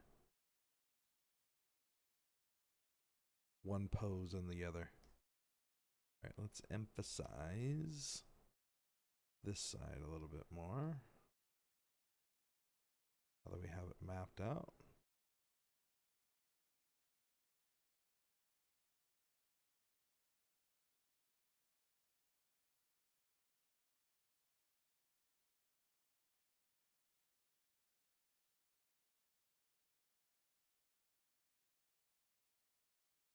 Okay, how's that look?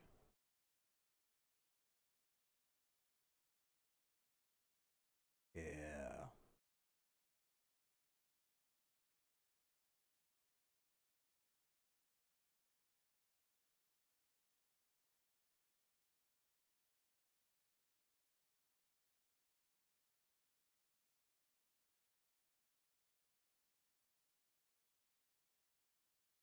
then we use standard drag rec alpha 60.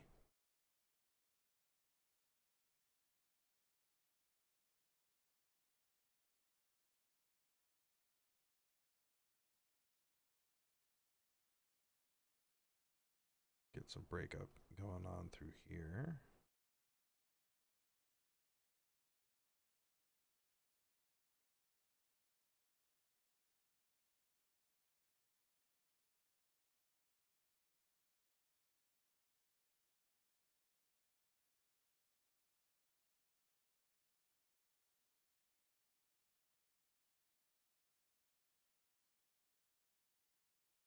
Something like that.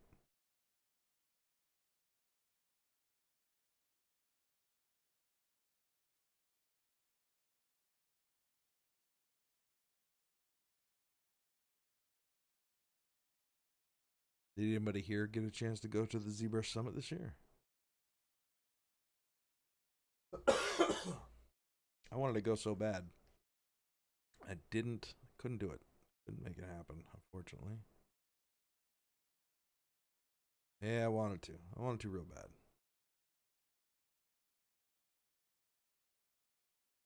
At least you got to make a video for him, though.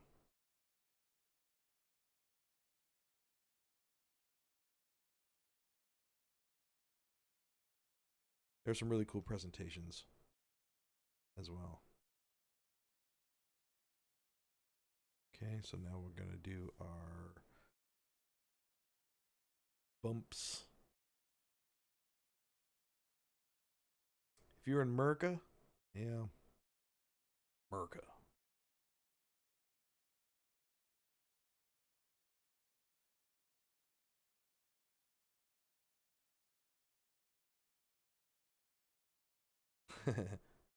Merca.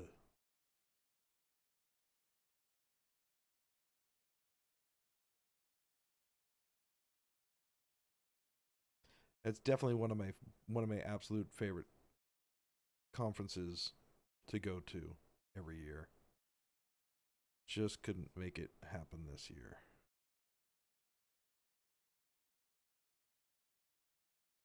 Pistol shooting and eagles crying. Yep.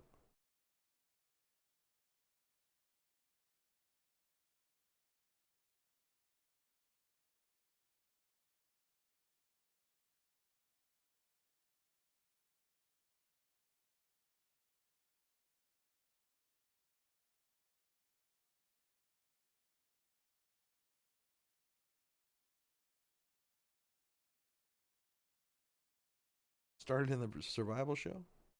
I mean, you talking about Survivor? Old ass TV show?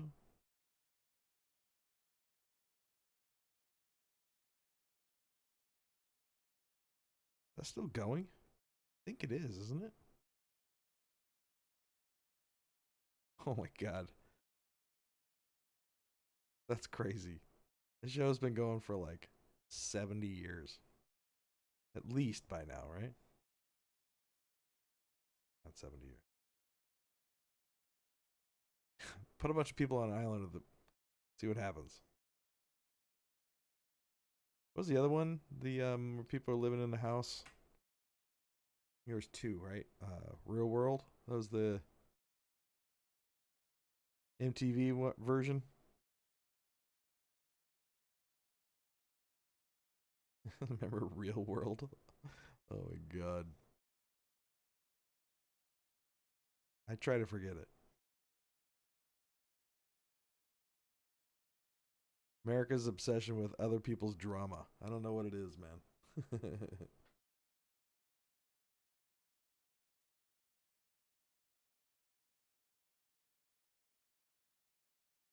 Real World Fiji.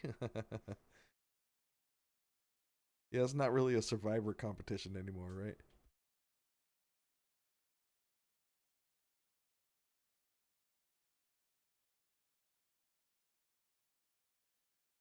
It's all posh and everything. Yeah.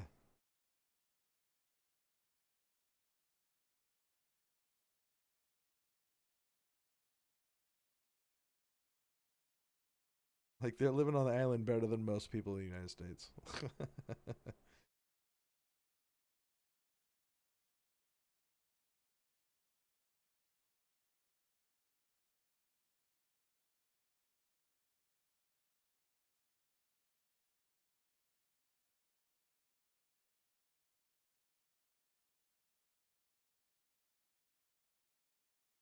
Yeah, I thought that was the whole thing with Survivor is that like you had to like survive off the island. You have to go back, Jack. No, Jack was the one that said we have to go back. What was it? Who was who was the wasp girl? What was her name in Lost? Jane? No, what was her name in Lost? Oh, I forgot. Jill? No. That would have been Jack and Jill. No, definitely not Jill. Sawyer. Um, what was that? What was her name? Evangelina Lilly. What her name is? And what was her character name in Lost?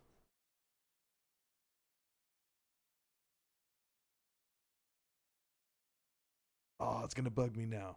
Oh, Elizabeth? No, no, it wasn't Elizabeth. God, all right, somebody Google it. That's it. I need somebody to Google. What was Evangelina Lilly's? I think that was her name. What was her character's name in Lost? Catherine? Was it Catherine? Katie? Maybe it was Katie. Kate. Kate. We have to go back, Kate. No, Jack. Kate. Yeah, that was it. Thank you. Oh man, that was gonna bug me so bad.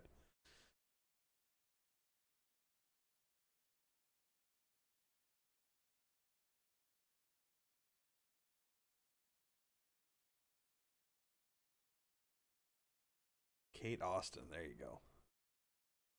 Penny.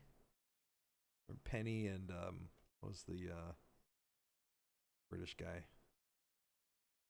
Or was he Australian? You know what? I remember it now. I loved Ben, the bad guy in that show. Oh man, he was good.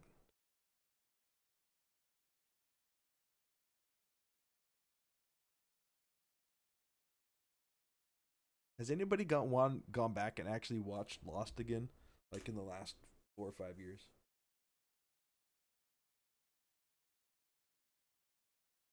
Fixie, what's up? Or Effikes. This is mostly Dynamesh at this point.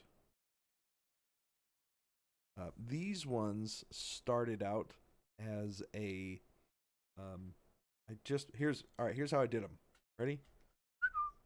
Look up here, as Paul would say. So, in order to establish these guys, the way that I did it, I just did BC and I used curve multi-tube like this, like this, like this. And then I grabbed the size that I want. I think it was like maybe 35, something like that. Right? And then I just went whoop. Maybe not like that, but so I took a look at what shape that I wanted from the side here. So maybe I wanted like another one to kind of come up like this.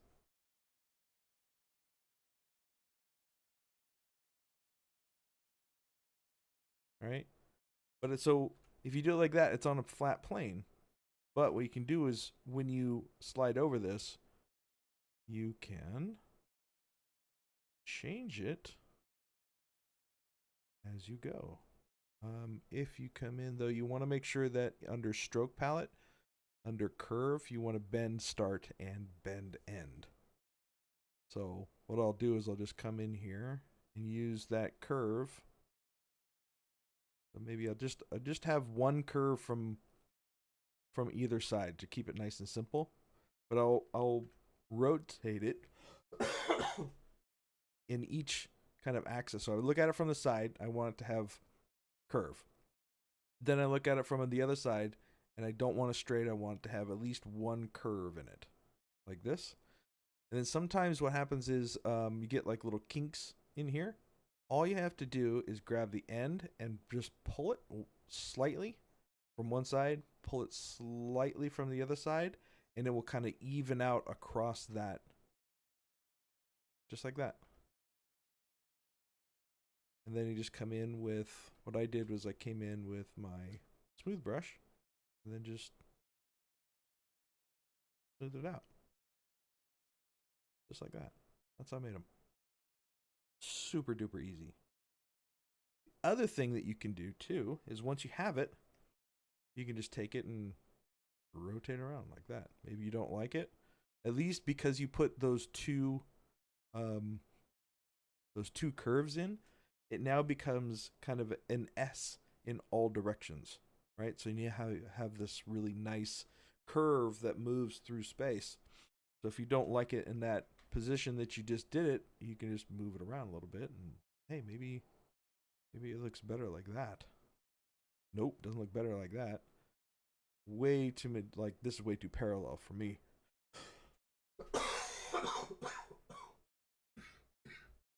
Excuse me.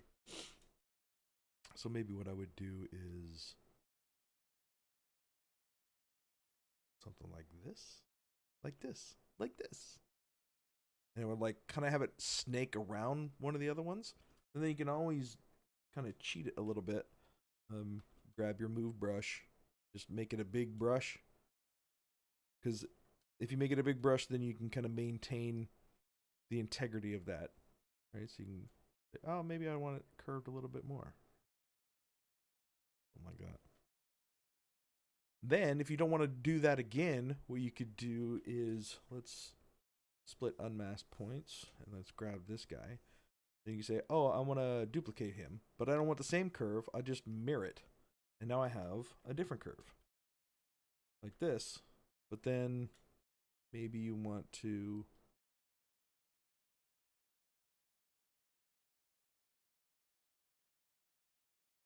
you try a different one. Or maybe we actually make these smaller guys kind of come out of there. Like this. Like this. Look this way. Like this. Maybe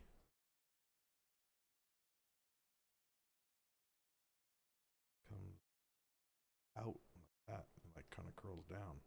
That's cool. So that's how I did them. And then you saw how I sculpted them. Like that. Do I ever use Sculptris Pro? I do. Yes. Limitations of Sculptris Pro. I've found if the larger your model and the more polys it has, the chuggier it goes. Thanks, Jagger. Thanks for coming by. Awesome day, yeah. They're gonna flip out on this one. I haven't showed them. I showed them the hamster, but I haven't showed them the tentacles. That's kind of cool. He's feeling good. So the other thing I'm looking at too is I'm making sure that I'm using big, medium, and small shapes as much as I can for everything, right? I look at negative space. I look at details, right? So I'm looking at like, is anything parallel? First off, I don't want anything to be parallel in this. It's just way too organic to anything to be parallel. Is anything parallel in here from any direction? Close, like this one right here. Is it getting a little bit parallel with this one here? This one and this one. Right? You can almost see that's the same curve. So maybe what I would do then is I would take, because you want to look at all of this from every direction to make sure that any direction that it goes. All right, that's not going to work, obviously, right? Works from that side. Definitely doesn't work from this side. Yeah, I can move that.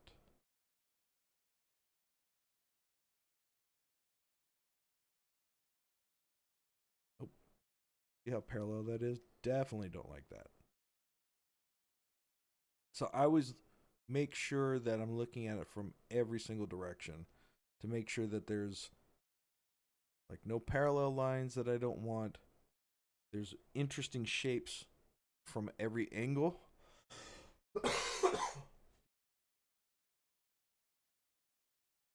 This one and this one is almost a little bit too parallel now too. So maybe what I can do is kind of take this one in like that. I need to duck this guy there anyways. Maybe I'll add one more curve to him. Then maybe I'll just cheat this guy down just a little bit. So I'm looking at negative shapes too, right? So like from this angle, if I'm looking at it from this angle, this distance here, it's smaller than this one, bigger than this one, right? So that feels okay. Right? It's not, this overall negative space is small to this negative space and smaller to this negative space. So there's good like big, medium, and small shapes for everything, including negative space. So look at that from all my angles to make sure that there's no parallel lines and I have good spacing throughout. Feels okay, right? We got small, medium, large. You look at it from the front. Everything's kind of twisting around themselves. Nothing feels too awkward. This side over here. This one kind of almost matches this one, but I don't think it's too big of a deal.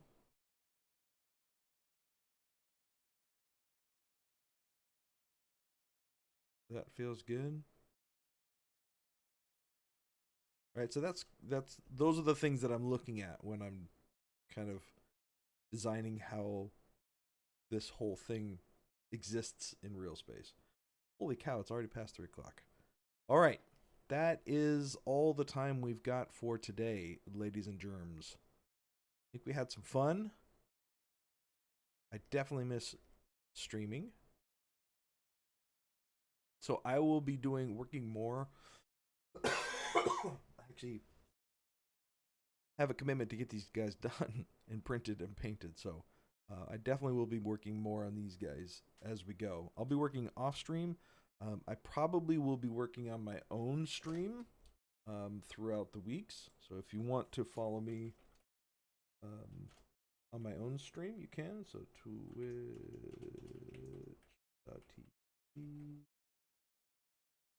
Brendon Bengtson. Let me spell that for you.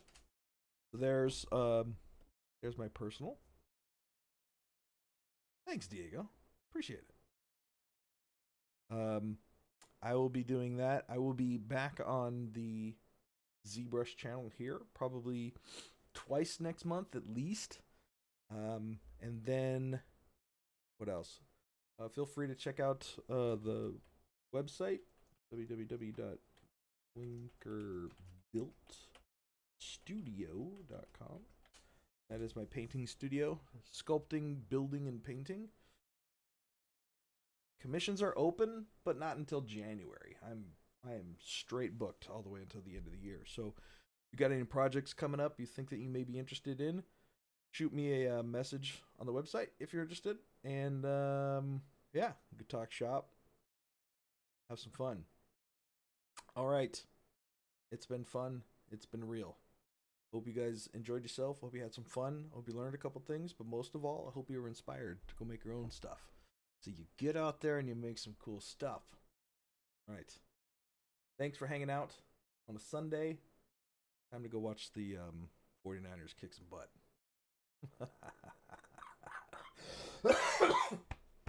And try not to die at the same time. All right. Thanks, everybody. Talk to you soon. Bye.